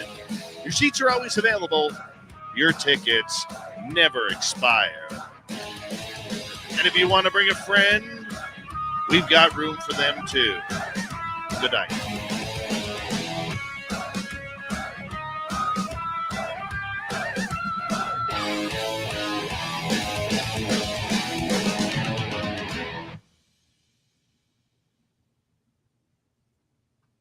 Hey, so how are you doing? I'm sensing some, what's happening? I'm sensing some heart heaviness. Are you okay? Oh yeah. No, I just been going through some stress with the people from the museum for the ghost tour that I do. Oh, wow. So that's ongoing. Yeah. So that has been a little stressful, you know.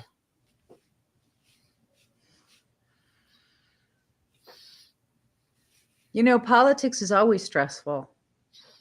Oh, I agree. Yeah. I think I'm going to wear this hat to work tomorrow.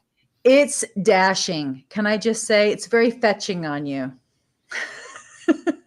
Yes. Ta-da, ta-da. You have to start doing some tap dance. Loves it when I wear them. My boss loves it. Hmm. Look, I hate to be like, providing an unpopular view, but I had to do a bit of a breakdown on that today. I mean, That's fine. I thought it was great. I thought it was fantastic. I thought it was the cat's meow. Well, you dropped some knowledge about Billy Corbin and this whole thing. Yeah. Like I said, How about I'm that? really happy they're doing it, but I'm bothered twofold that their audience members are going to look at them because they already think of them as deities. They're going to look at them and think that they are now UFO experts. And the other thing that I'm concerned about, not bothered, concerned about, is how everybody and their dog is going to try and jump on the bandwagon to get on their show and spew a bunch of bullshit for clicks and followers. Well, we'll have to go on there. We'll have to go on there and the chat space and see what's going on. I mean, you have a huge reputation in the community, so they would definitely pay attention if you're in there. You gotta follow up and you gotta make people accountable, I think. I mean, how long until they bring Tom DeLonge on? I don't know. You don't know who knows each other and who likes each other either. That's the big thing. You think people like each other. Sometimes they don't. You know what though? Here's one of the other things that I could see happening is somebody like David Grush, and this isn't a shot at Grush, but I'm going to say that, is going to look at the clicks and followers of the podcast and choose these guys to go on a show with to talk of information rather than somebody who deserves it, who can ask the quality questions. The crazy thing about the information space and the UFO information space is that it really is all about, I mean, it's terrible to say, but it really is all about the popularity. And so if you have it, you dominate the space, but it doesn't necessarily make the content quality. So my feeling is if you bring great content and you make high quality content, people are always going to find you. And if they're not your people, that's okay. Your people will come to you and you have a great community. I love the Spaced Out Radio community. We have a great community here. Yes. But you know what? Our community also deserves an opportunity with a lot of these people that we don't get because we don't have the amount of subscribers that we should. And there's going to be a lot of people who will react, say, oh, you're just jealous, or you're this, you're that. Well, I have a lot of people who listen to us on terrestrial radio who aren't subscribers. What about them? You don't have them. We got them. Right? And people don't understand how all of those demographics work. And so they don't understand that you're also in this wider market, broadcasting on the radio. But my feeling is, if we would have dropped the whistleblower's name, do you think that would have made it a better program? No. See?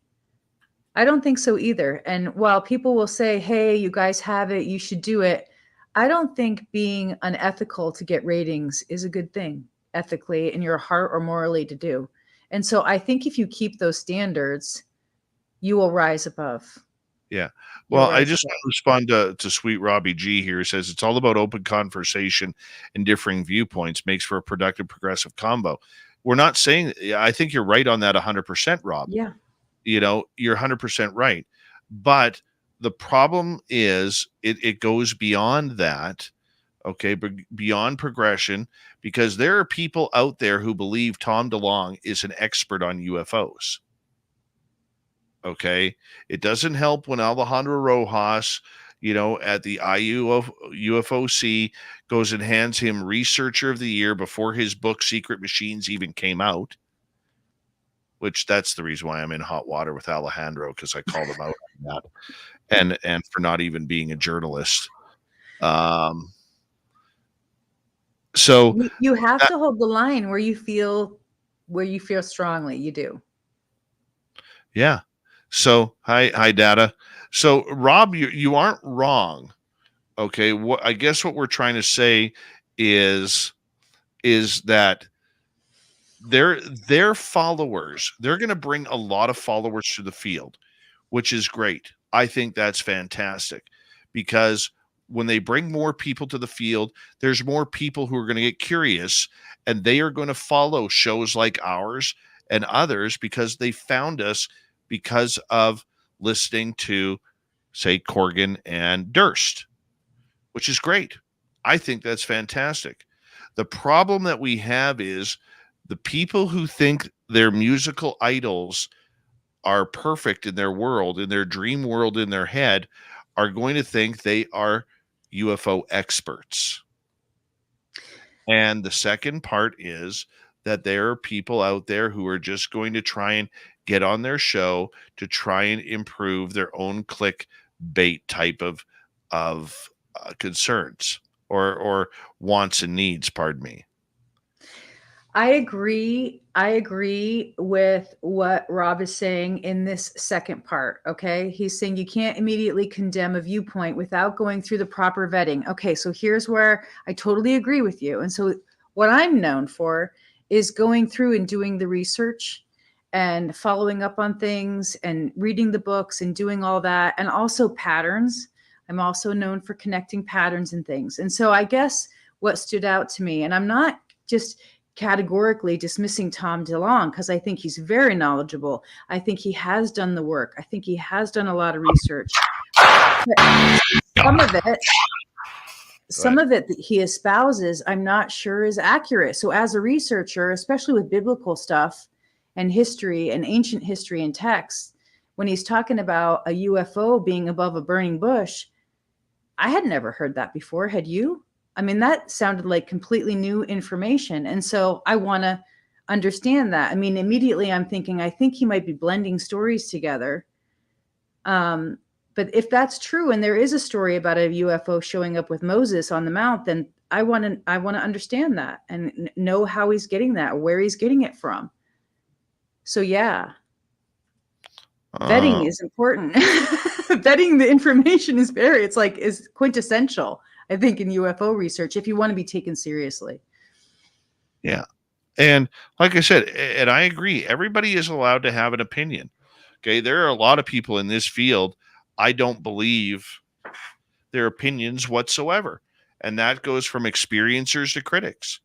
I don't believe it. But I also understand that they have a right to express their knowledge and to express what they have learned. You know, we're not the be all and end all, and neither is their product either.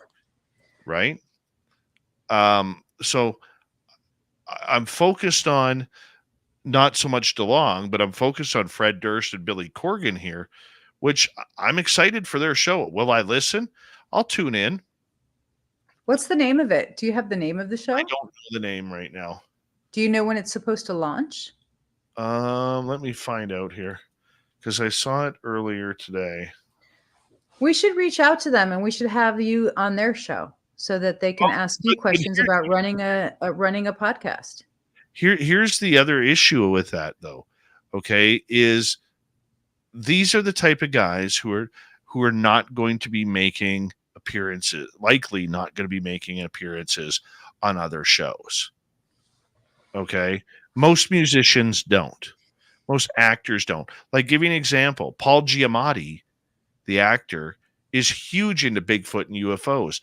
Guess what he's thinking of doing? Starting a UFO and Bigfoot podcast. Why can't we get him? I don't understand why you don't think we could get Paul Giamatti. You don't think he's interested in talking to somebody like you? Because if he's interested in it, it sounds like he'd be interested in talking. When you're dealing with agents, and you're dealing with, okay, like a perfect example is Bridget Marquardt from The Girls Next Door. Okay, she has a paranormal podcast that I have tried to bring her on for years. Wow. Cannot get through to her team.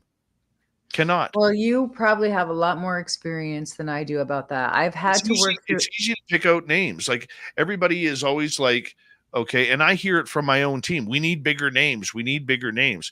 Who's the big names? There's only, 36, maybe 50 big names in the UFO field?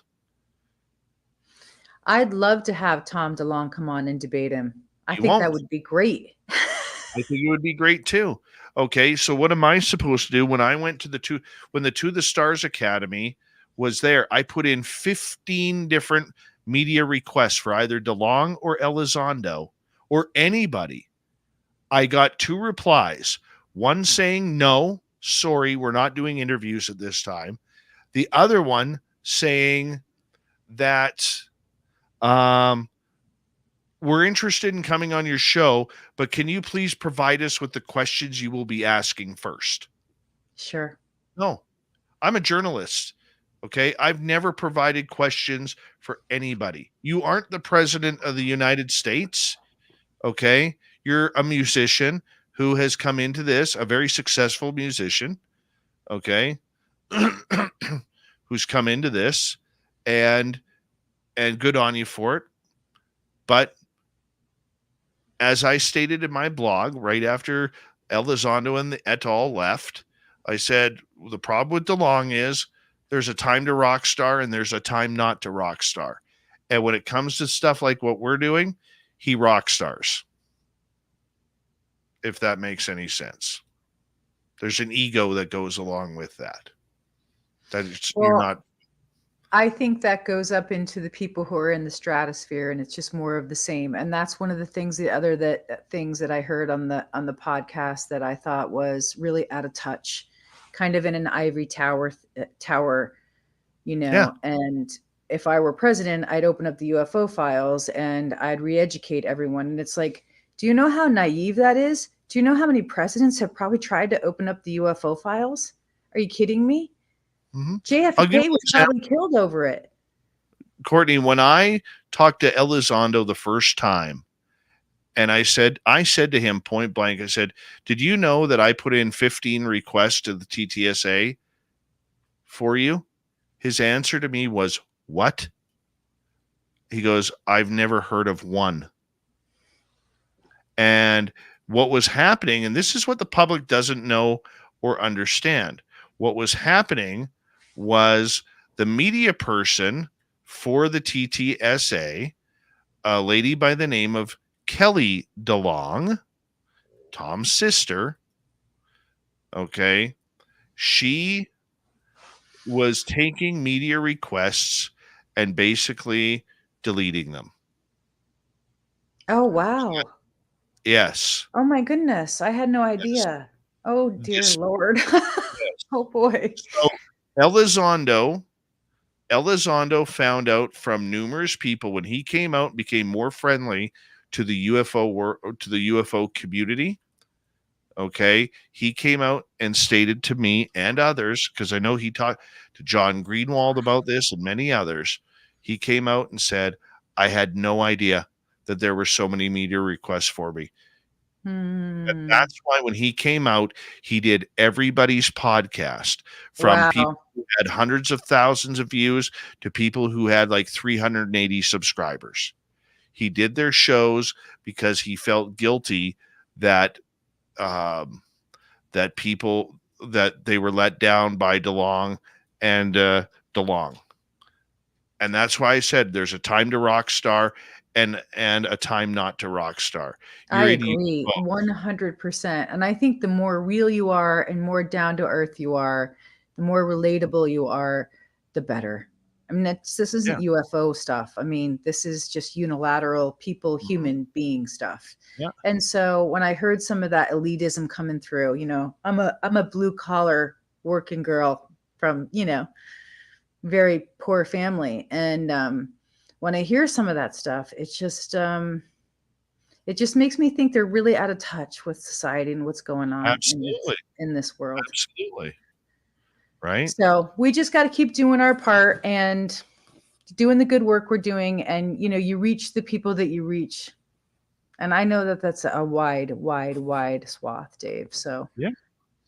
So that's honestly what we do.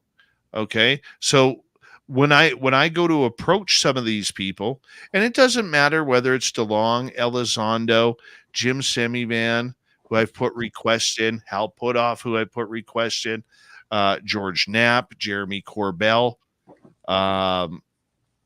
Ross Coulthart, many others who I put requests in. I can't do anything but put in a request. If they choose not to respond, even Richard Dolan doesn't respond. And it's not that it's anything personal that, oh, maybe they don't like Spaced Out Radio or anything like that. They do it to a lot of shows. And when they have time, they'll pick one. Now, there is some loyalty, just like we have Courtney. Okay, Richard Dolan goes on Jimmy Church once a month. Great on him for doing it. I think it's fantastic. And Jimmy's an excellent host. Okay, but you know they're going to do their choices. And but I have something to add to that too. Yeah. I'm just going to bring this up because I think it relates to what you say. So when you're talking about writers like Ross Coulthart and people like Dolan and George Knapp, you know, I mean, these are luminaries right now in this field. And George Knapp has certainly been one for a long time. If you're not relatable and you're going to ask the audience to do something, tune in, buy something, whatever it's going to be, you know, you are asking for loyalty. And you are asking for something. And some of this, you know, Ross was directly appealing for votes, you know, in the US to get our own district members to, you know, take real action on this legislation. And so if you turn people off with that kind of, you know, air of elitism or whatever, people won't take action for you and they won't be loyal to you if they feel like you're disconnected from the people. So I think that that's something that everybody needs to work on, including these individuals who are seeing themselves maybe as above. I didn't realize that they saw themselves as being above. Oh yeah. And don't forget too that when DeLong came out, the only people who were getting interviews with DeLong were George, or with anybody from the TTSA, was George Knapp, not George Norrie. And George Norrie's the number one guy in our field. Love him or hate him, he's the number one guy. And a fantastic lip blade. Great lip blade. Okay. But it was Norrie. It was Jimmy for a while before Tom cut him off. He was big. It was Linda Moulton. KRGA, right? KRGA? Yeah. And KGRA. KGRA. I did a transposition. Now DeLong went on with Linda Moulton Howe a few times before the launch of the TTSA. When he went public with the TTSA, he immediately shut down any conversation with her. Okay. Then what they did was they had a group of people, I'm not going to say who they are, that Grant Cameron deemed the UFO young guns, who were extremely pro TTSA. Okay. And those were the only people who were getting interviews, people who had never done journalism before, people who had never written blogs before or anything like that, were all of a sudden getting high profile interviews with people that no podcast or radio show host outside of Knapp were getting. Well, and it's happening again. I mean, the rich and famous are coming back in again, and they're going to be the next, you know, ones to take the baton. But you're a long running, well-established program, and I would say a cornerstone. You're like a cornerstone in the field. They're not seeing our 100 and some thousand who listen to us nightly on our radio stations. Okay. Well, and when you're at that level, I mean, I just got to say this because this is like the part of me that goes into like the eccentric artist mode. Like if you're an artist, right, that has had to come up and do Lord knows what to get to the top, you would think they wouldn't care anymore about some of that stuff, like that they would surpass ratings numbers, you know, and that they would just want to hang out with cool people because they're artists and they can. So that's the other part I don't get. No, but you got to realize though, every artist has an agent to look out for them. Every athlete has an agent. Every musician has an agent, unless they're an independent, like Bumblefoot. Okay, but even he has an agent. And what they do is when they put their podcast together, they go through with their agent, which direction should we go? Their agent doesn't care who Dave Scott is or the Spaced Out Radio audience, using us as an example. What they look at first and foremost, how many subscribers do they have on YouTube, Twitter, Instagram, and others? So they look at our channel. Well, they've got 25,000. Here's this show over here that has 650,000, let's say. Okay, and it might. I'll give you a prime example of this. Okay, when the Bob Lazar movie came out, I interviewed Jeremy Corbell, and I like Jeremy. Okay, a lot of people in this field don't like him. I like him. Is he pompous? Absolutely. But he's got the confidence that could kill cobras in Africa. Okay, I think I could take him. I think I could, like, on a one-on-one. I might be able to take Jeremy. But the point I'm saying is, I asked him point blank on the air when I interviewed him about the Lazar story, because I wanted Lazar. I felt I deserved Lazar. And Jeremy's like, no, he's not coming on. He's only doing 3 shows. One's Coast, or the 2 shows. And the second channel that he put him on was Secure Team 10 with Tyler Glockner, who was trying to rebuild his reputation from abusing his spouse and being caught for drunk driving. And never mind the fact that a lot of the videos that he put out were CGI hoaxes. But here's the thing. Tyler had 2.2 million subscribers. At the time, I only had 10,000. That's scandalous. That is scandalous. But that is downright scandalous. Yeah, but you're looking at it with rose petal glasses. Ugh. Okay, the reality is the business side says Spaced Out Radio is not, at that point, was not a good place. Whereas even though I would have given Bob a great interview, and Jeremy knew that, he got 2.1 million people plus to view that interview. Okay, and that brought sales. It's marketing. It may be scandalous, but it's great marketing. Wow. I would have done the same thing. Would you sooner talk to, like Courtney? Would you sooner talk to 100,000 plus people? I'm not saying you in general. I'm saying just overall. If you're marketing a book or the news or whatever, would you sooner talk to 100,000 plus people, or would you sooner talk to a podcast that had 28 people? But Bob Lazar wasn't selling anything, was he? Well, no, but he's the key piece to that movie that Corbell did on him. Yeah, well, Jeremy Corbell was selling the movie, and so Exactly. I have to be quiet because I know stuff, and I don't want to get in trouble because I know things about him. So I've got to be quiet. I'm not slamming Jeremy whatsoever. I thought it was a brilliant business move. If I was in his shoes, I would have done the exact same thing.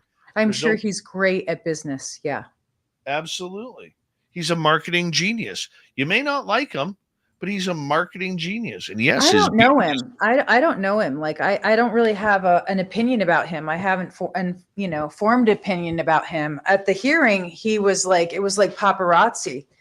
The media was surrounding him like a wave, like a swarm. And so I thought that was interesting. And I know that he takes credit for a lot of the connections that have come together because of the hearing, because he's put people together. I don't know.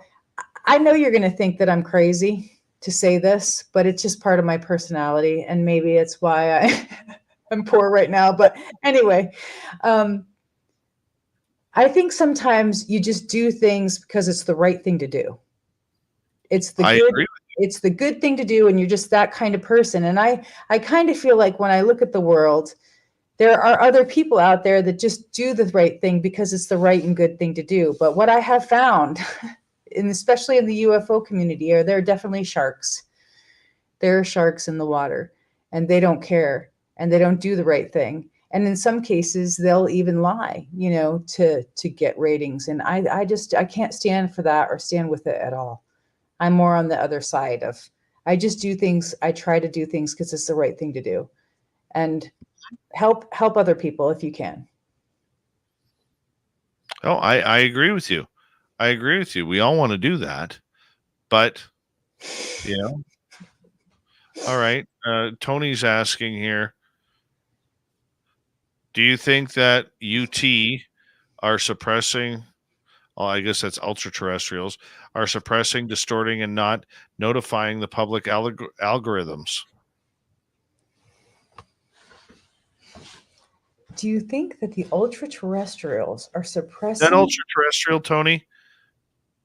And guys, please don't use acronyms with me unless they're obvious ones, because I really don't pay attention to algorithms because I struggle with them.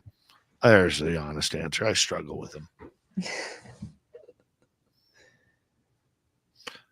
Oh, Well, I YouTube. kept you up too late past your bedtime, so.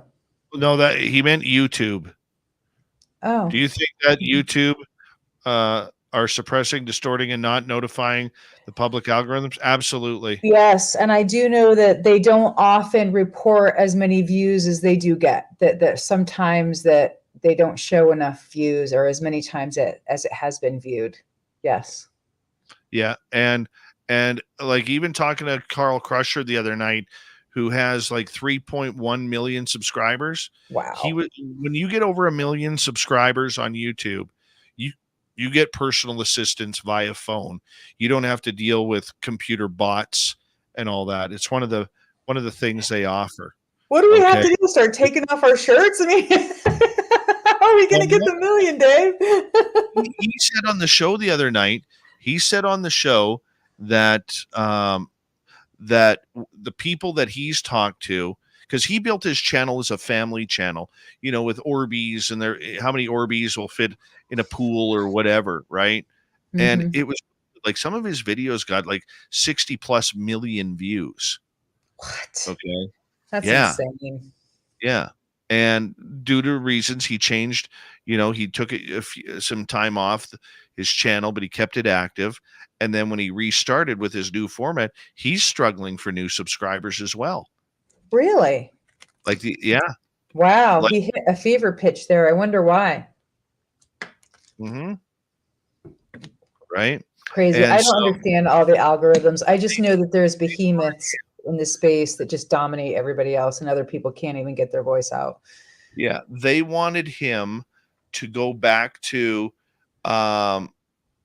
they said, we'll get you sponsorships galore if you go back to doing the videos that you were doing before, like mind-numbing videos. What are the videos? I don't know if I know about the videos.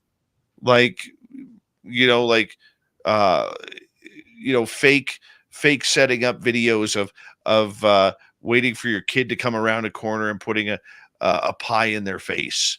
Oh my gosh. Yeah. So like pranks. Yeah.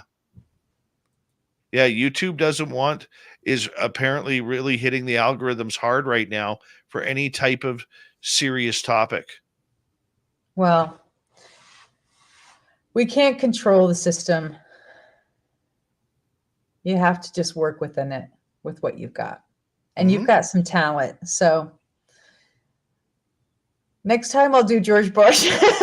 Maybe that'll bring more ratings. You were incredible. 1,000 points of light. 1,000 points of light. Mm-hmm. Well, I wanted to bring a little bit of levity because was definitely some heaviness. All right, Court. Good night, Dave. Thanks for a great show. Thanks for hanging tough, bud. Oh yeah, we're doing great. Okay, we're doing great. Well, are you here Friday, or do I? I think I'll be on the East Coast Friday. It'll be late for me, but I'm still probably on Alaska time, so I'll make it. Okay, wonderful. We'll see you then. Okay. And I want to say a big thank you tonight to our super chatters, W Decker ×2, Foxy Joe, Gizmo with a hat trick, Kira, Trucker Andrew, T-Bone with a hat trick, Sally Elka, Aloha Dave, and Dutch Hank for the amazing super chats. Lots of love. Tomorrow night on the show, everybody, we are going to have Varla Ventura hanging on out for our cryptid world. Come join us, will you? It's going to be a great, great show. We'll see you tomorrow night, everybody. Take care.